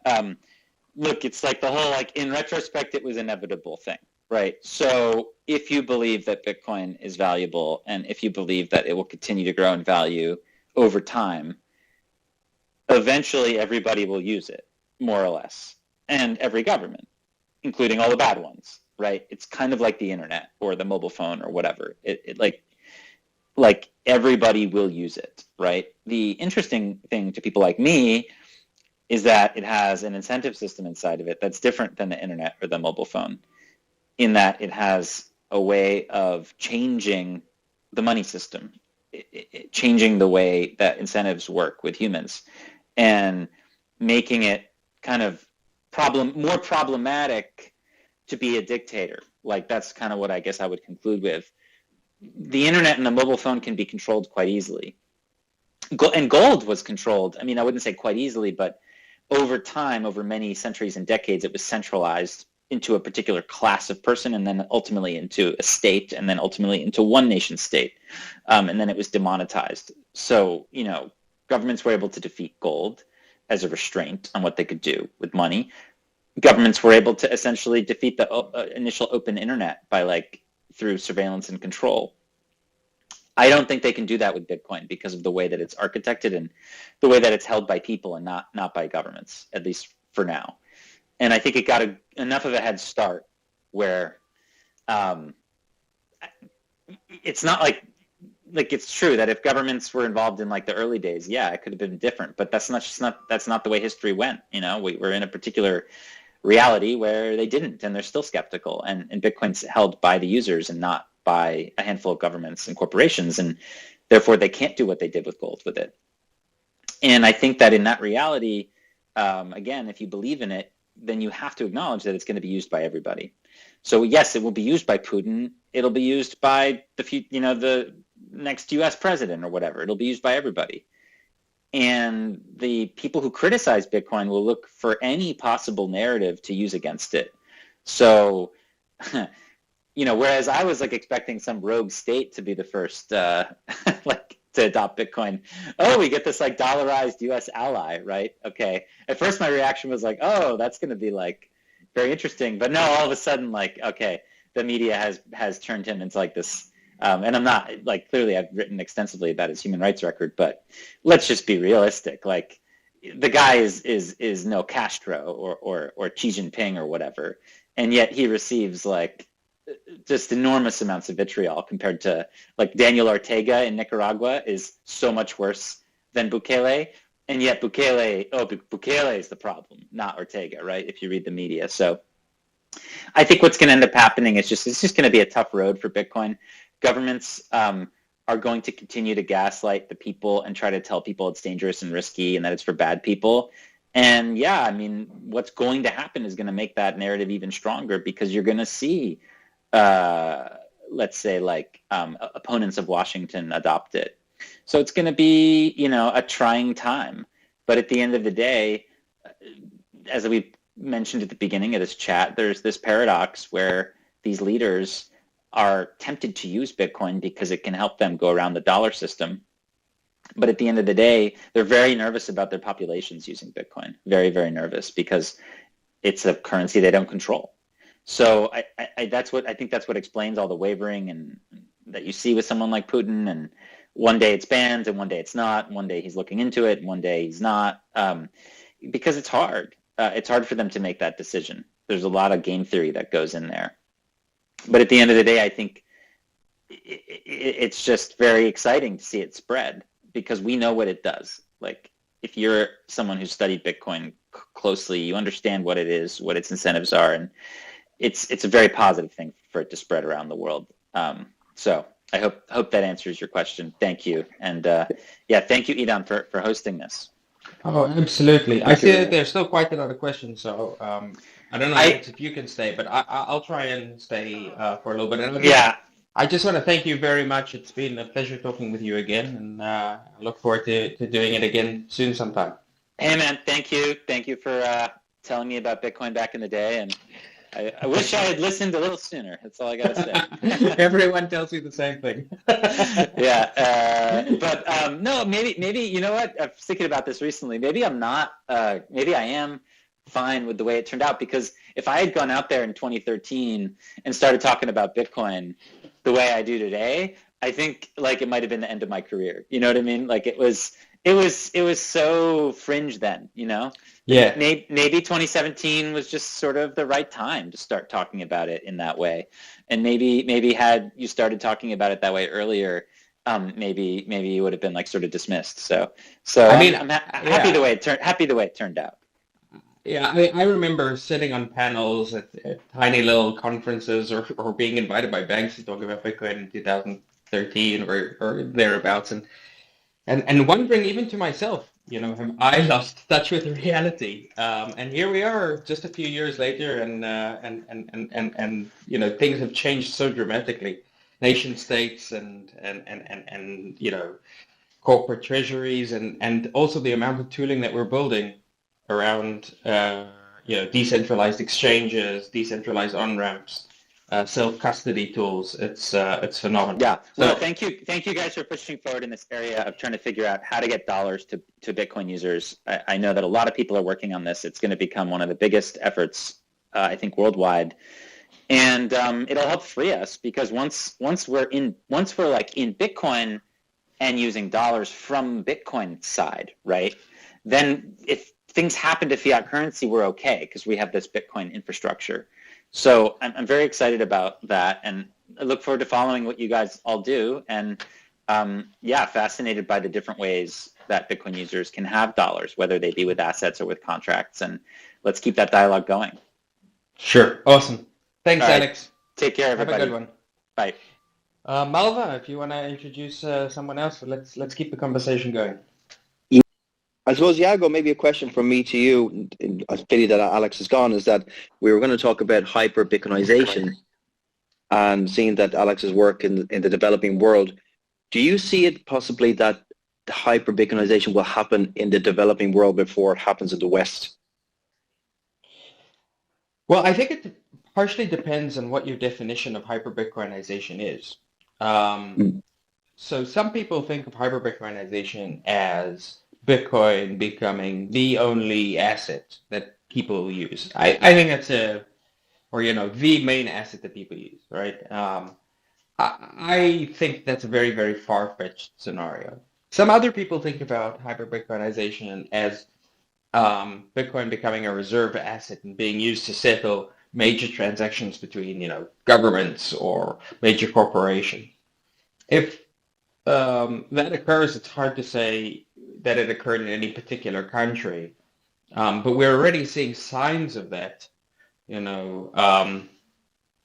one of the things that I was involved in is helping Nigerian companies that were buying spare auto parts from Japan send money to Japan in the form of Bitcoin because they couldn't send dollars. So that already exists, and if we see it at scale, I think it will be something that we see mostly outside of Europe, North America, because Europe and North America have this system which they control and everyone else doesn't control. But for me, the most interesting version of hyper-Bitcoinization is building an economy, and in fact an entire world system which looks and acts like Bitcoin, right? So an economy built around Bitcoin is an economy where you have a large number of assets like stocks and bonds which are backed by Bitcoin, right? So the interest is paid in Bitcoin or pegged to Bitcoin, where equities, maybe in the form of tokens, effectively pay you dividends in Bitcoin. It's a world in which people can borrow and lend dollars or any other assets against Bitcoin. It's a world in which various types of property can be secured in by the Bitcoin blockchain, with the same level of reliability as the Bitcoin, the BTC asset itself. And it's a world in which we start building borderless, permissionless, totally voluntary institutions, right? And if you think about Bitcoin as a human institution, right, a way of huge numbers of people to collaborate around something in a permissionless and borderless way, I think we can build many, many other types of institutions along those same lines. And so that, I do think, to a great extent, is going to happen outside of Europe and the US. I think it's going to happen outside of China and Russia. And I think what we will see various types of experiments, things like El Salvador, things like charter cities that will emerge in Latin America and in Africa.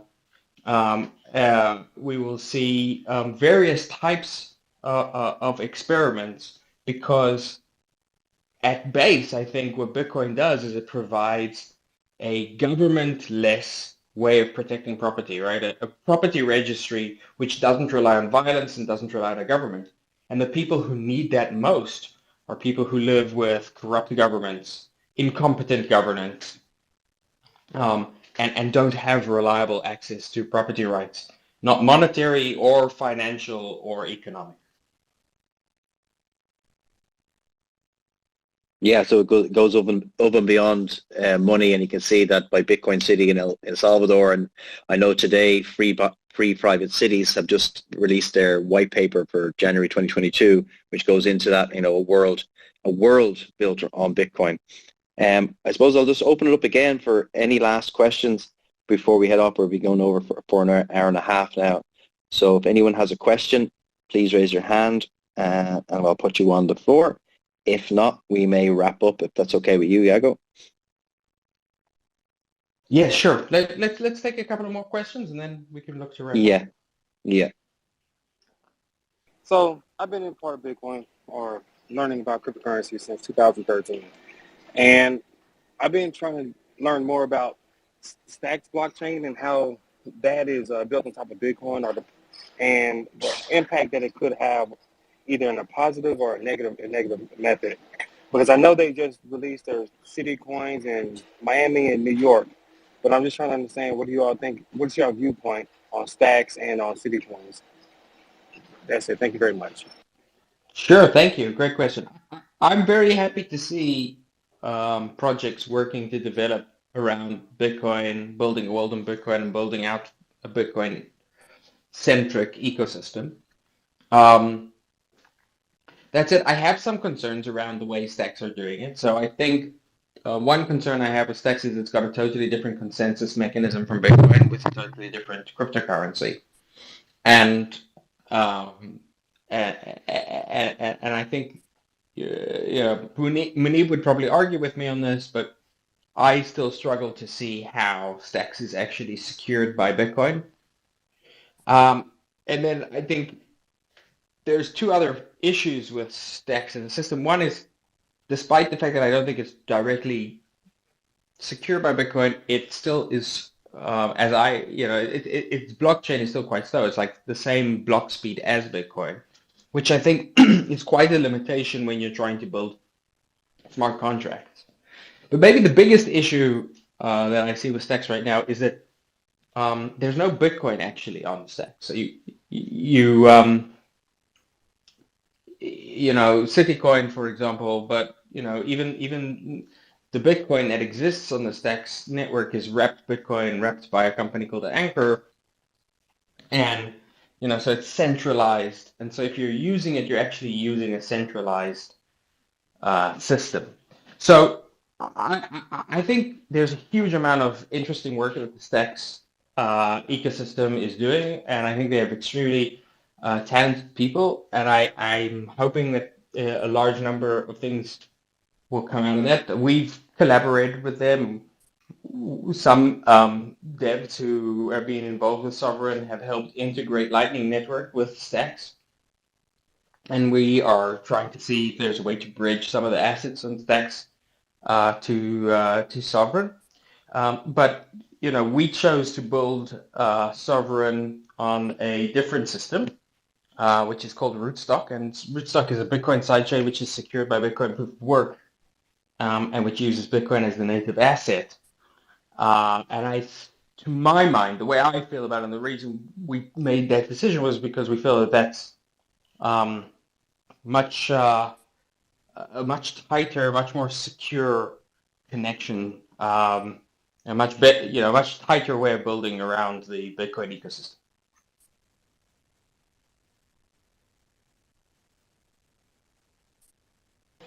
Thank you very much. But I know Stacks just released their new application, their Alex, which sounds somewhat like Sovryn is. And just curious, have you ever dealt with that, or is there any type of connections that may be taking place in the future? Yeah, so I know the guys who are working on Alex. It's a great team. and I think the interface that they've built is very, very elegant, and I wish them the best of luck. I think they should be building on Sovryn, and I told them that. I think in practice, because of the limitations of the stacks chain, I think they'll have a bit of a harder time. And right now, for example, you can't trade Bitcoin on Alex, which I think is quite I mean, I'm sure they'll introduce the rep to Bitcoin, but one of the reasons that we were talking to them about building a bridge and are thinking of building a bridge together so that we can help transport RBTC to Alex and allow them to trade Bitcoin more directly. But Aurora, who more than anyone is the dev who started working on Sovryn, she wrote a manifesto in Bitcoin Talk in August of 2020, and she said, I hope I'm going to start working on this thing called Sovryn, and I hope everyone tries to compete with me. So I'm very glad that we're seeing lots and lots of projects that are developing, ideally really Sovryn. Thank you very much. All right, guys. Anyone else wants to speak? The Proud. I saw you, and you can go next, and then Encrypted we can go after. So the Proud, you're up. If you can. Encrypted while the Proud is connecting. Yeah, can you hear me, guys? Yeah, we can. Go ahead. Thank you. Thanks for having me. Yeah, I hope this wasn't addressed in the first hour. I've only been here for maybe the second part, but I just saw some Bitcoin Magazine tweeting that the Biden administration is ready to pass an executive order regulating Bitcoin. Hello, good day. And I'm wondering if you all have if that's all old news to you, or if that seems like something that's going to have to be addressed, and if it's emerging now, or if it's already sort of baked into the price. Right. So I think many of us have read the same thing. I don't think we know details yet. So baked into the price or not, I mean, the fact that governments are going to attack Bitcoin, I think, is definitely baked into the price. Whether or not this particular action by the Biden administration is baked in, well, probably not in its entirety, because I don't think anyone knows exactly what it is. But look, I think I suspect that whatever the Biden administration choose to do, they will do with the same level of competence that they do with everything else. And so I don't think we need to be too worried. Is there a chance that this could actually legitimize Bitcoin and have a positive effect? I mean, regulation sometimes in Bitcoin, in the Bitcoin universe is welcomed so that we can get on with becoming, more like money and more like something that has some regulated legitimacy. I think that's a possibility, certainly. I think that's mostly interesting if you're thinking about sort of pricing in the short term. In the medium to long term, I think Bitcoin will continue to grow to become a more significant part of the financial world and the economies just generally. And the short term actions of this administration or that administration are really sort of short term in terms of their impact. A lot of people, for example, talk about the Bitcoin ETF.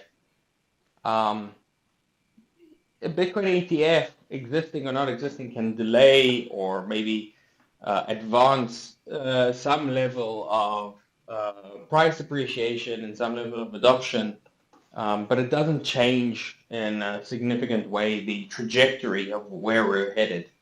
So I tend to take a longer term view on these things, and I think it's unlikely that what the Biden administration are going to come out with is really going to change the nature of this of what we're currently dealing with. What will change the nature of what we're currently dealing with is if governments like the U.S. government choose to try and truly clamp down on centralized services, exchanges, for example, or lending services that allow you to use Bitcoin. And they do this through the travel rule, or through taxation, or through KYC requirements. But I think that the primary way that changes the trajectory is it forces more people into self-custody, and it forces more people to start using decentralized systems. And so ultimately, that actually may prove to be a huge benefit. I think people have lost so much faith in centralized institutions and in governments, and in particular in the U.S. government, and in particular over the last 2 years, that there's just so much momentum around people, like all of the people who are on this call, interested in having self-sovereignty and the freedom to choose an alternative. That to go to war against that is to go to war against an entire generation, and I think that's a war that they very obviously lose. Yeah, and that's what got me involved, and hopefully whatever the Biden administration is cooking up, that it will be a rallying cry to the whole community. 100%. Thanks. Thank you.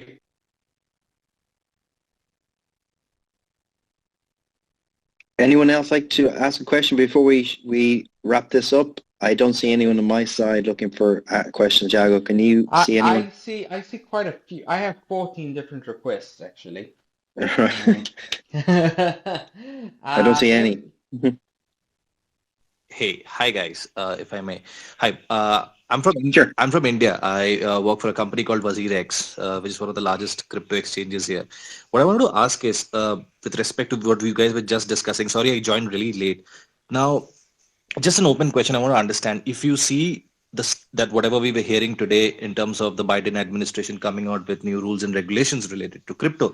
Now, if any untoward steps are taken by the government there, do you see an outflow of developers or companies coming out of the United States and settling somewhere else? Because we've seen some kind of movement happening here in Asia, where a lot of companies moved out of certain countries, including us. They've gone and settled down in Dubai. They've gone and settled down in Singapore. So do you see that kind of a movement happening, or have you seen some kind of companies moving out?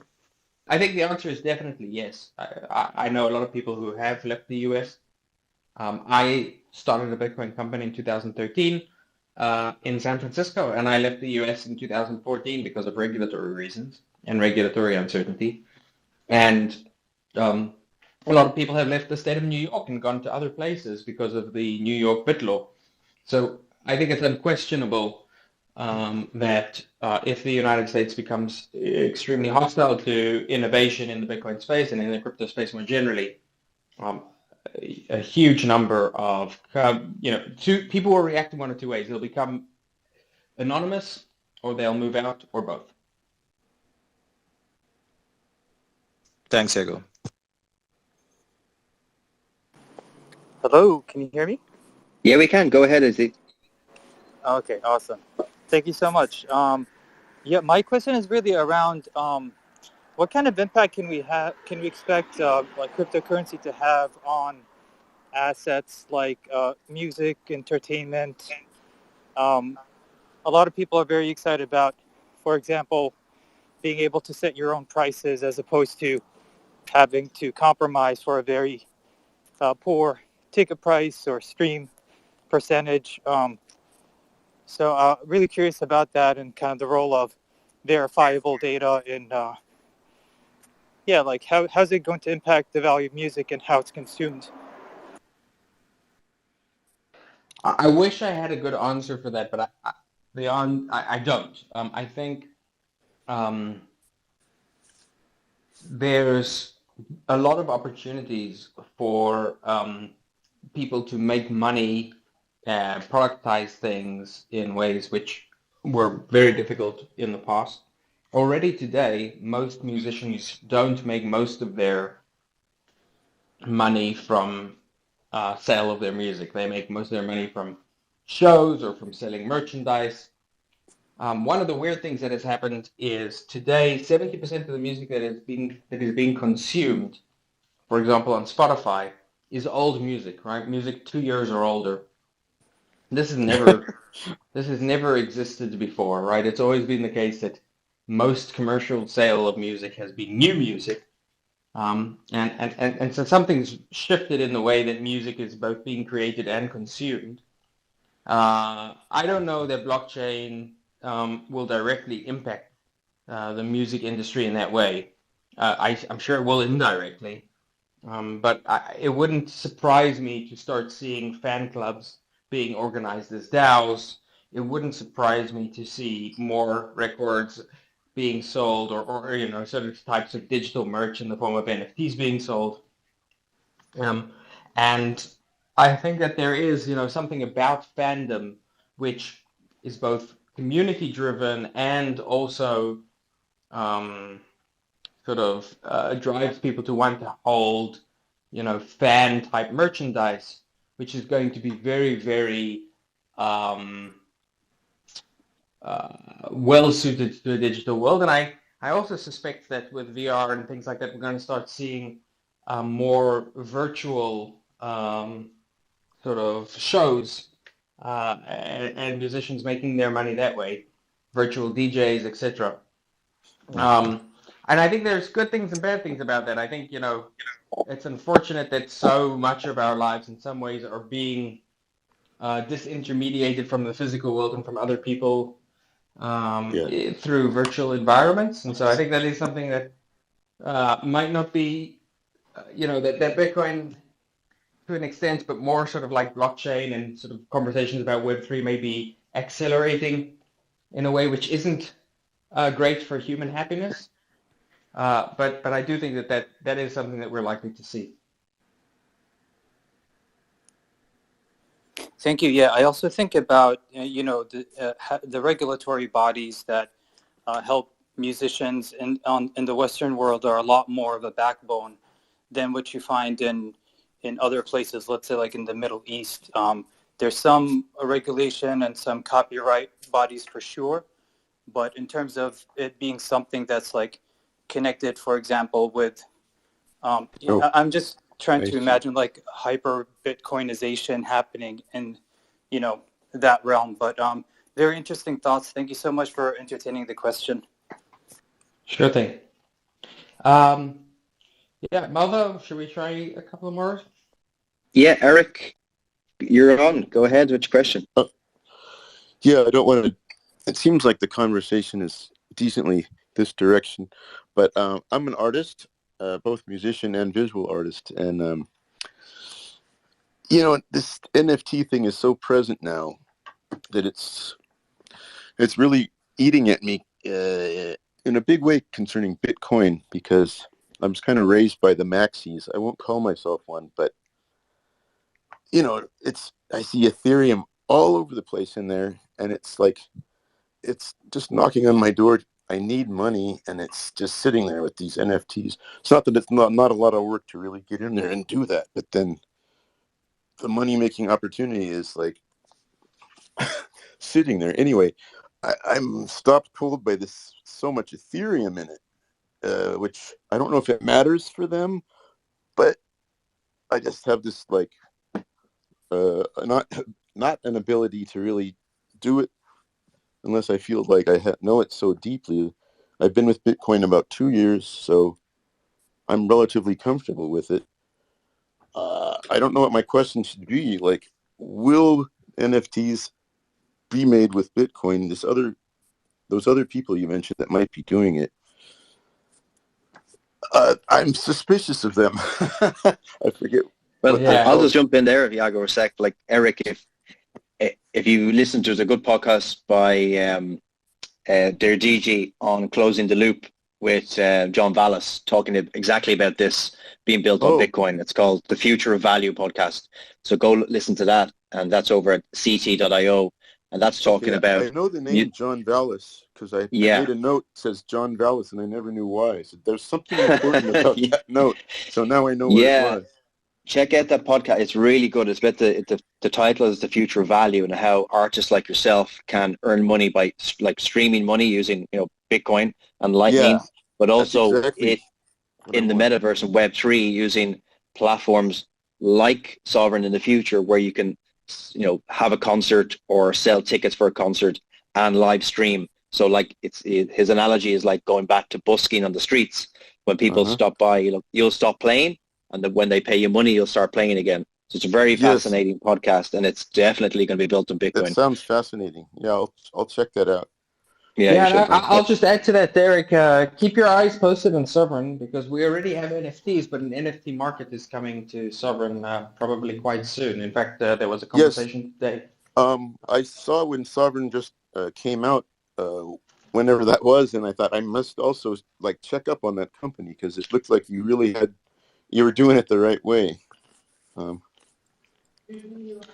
least what I could see it then. So I would like to go back and refresh myself on that. Yeah, so if you listen to the community call that's on our YouTube that was posted today, you can actually hear about a project called Dropper, who are bringing NFTs to Sovryn. Well, my biggest fear right now is like if you get a body of work on Ethereum, what happens if Ethereum somehow goes away? Like that one single point of failure fails it or whatever. The blockchain is what matters for the NFT, isn't it? I mean the database. Does it rely on more than the coin than just the? You're right about that, but it's actually worse than that. Most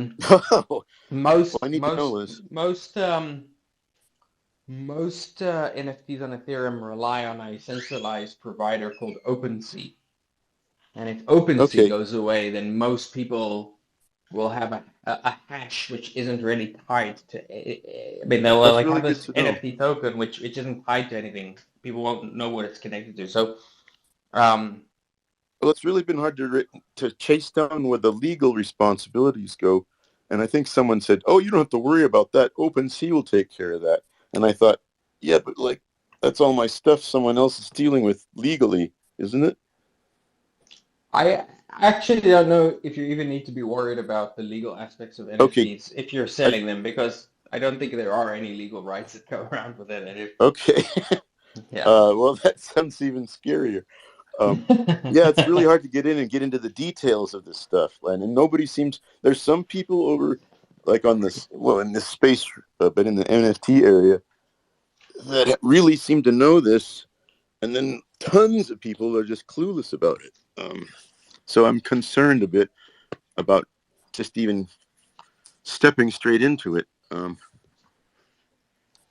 Yeah, no, I understand, but on a more cynical level, I would say if you're an artist and people are willing to buy your work, just sell it to them.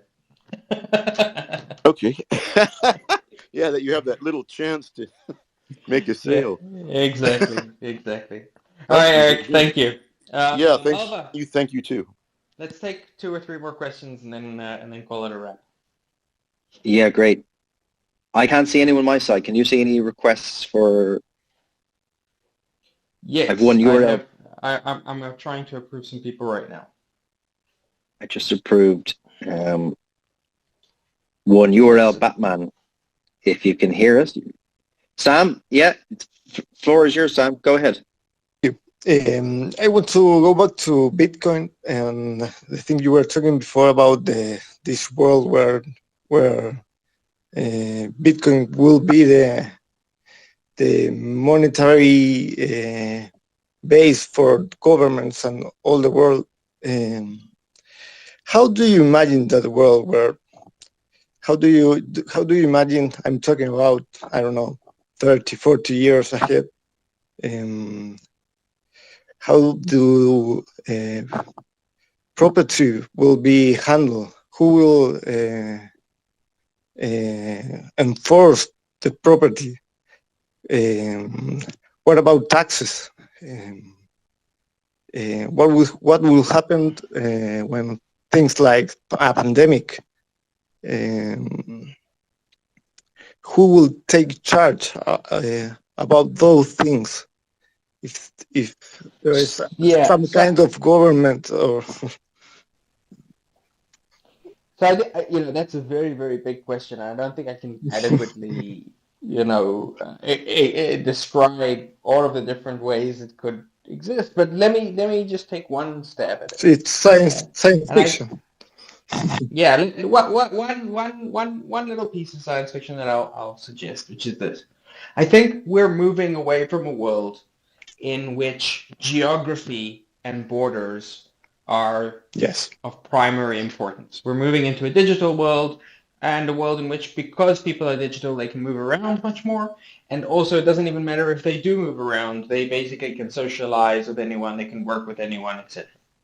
And I think what happens as a result is that the central importance of countries with borders is going to diminish further and further and further over the next decades, to the point where they will have much, much less power, but also they will be less relevant to your life. But it still is important that you be able to interact, that you be able to own property, that you be able to enter into contracts with people. It's still important that you are able to have insurance and savings and a pension and money. And what Bitcoin has showed us is that there's a way that we can provide for institutions which act in a voluntary way. Anyone can join them anywhere in the world and interact with anyone else in the world according to the same set of rules. So Bitcoin basically created borderless property, and I think we will continue to expand upon that idea.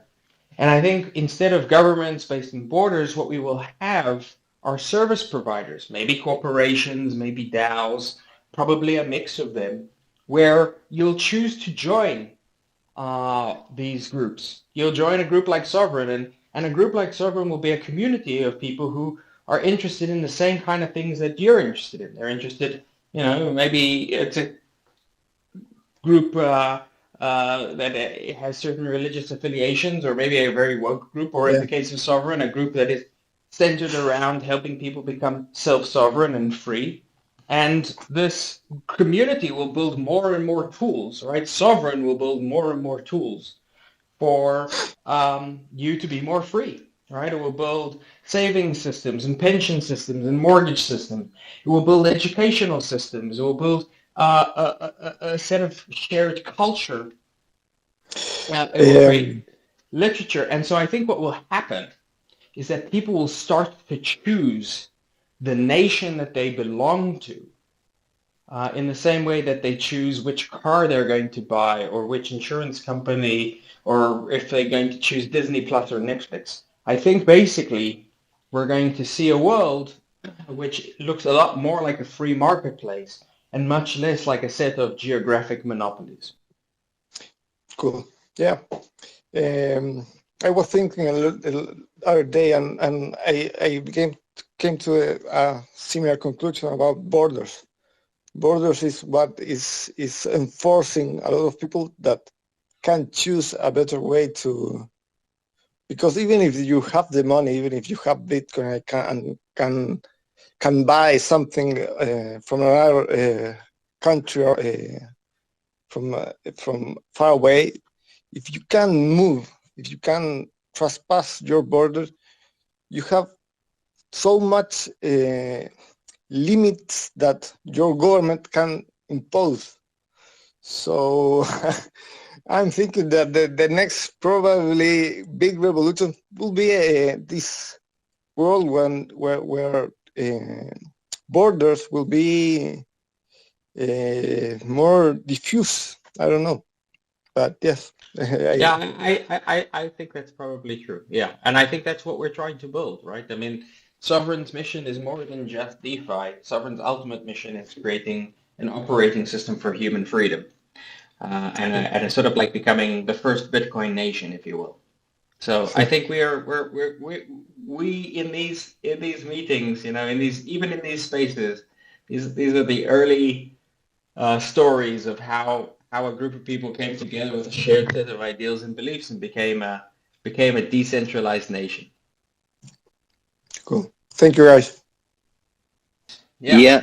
we've done this. Thank you, everyone, for joining and listening in. Big thanks to Alex for spending his time with us. If you want to go follow Alex, read his articles in Bitcoin magazines. They're truly, really impressive. And go search for him over at Human Rights Foundation. Thanks again for joining us. As you know that we are probably the most aligned protocol to Bitcoin. Come to Sovryn, stay sovereign, buy, trade, borrow, lend Bitcoin without giving away your privacy and always keeping your keys. So thank you very much, everyone, for joining. We'll see you on the next one. Take care. Thanks, everyone. Stay sovereign. Bye-bye. Thanks, Marva. Cheers.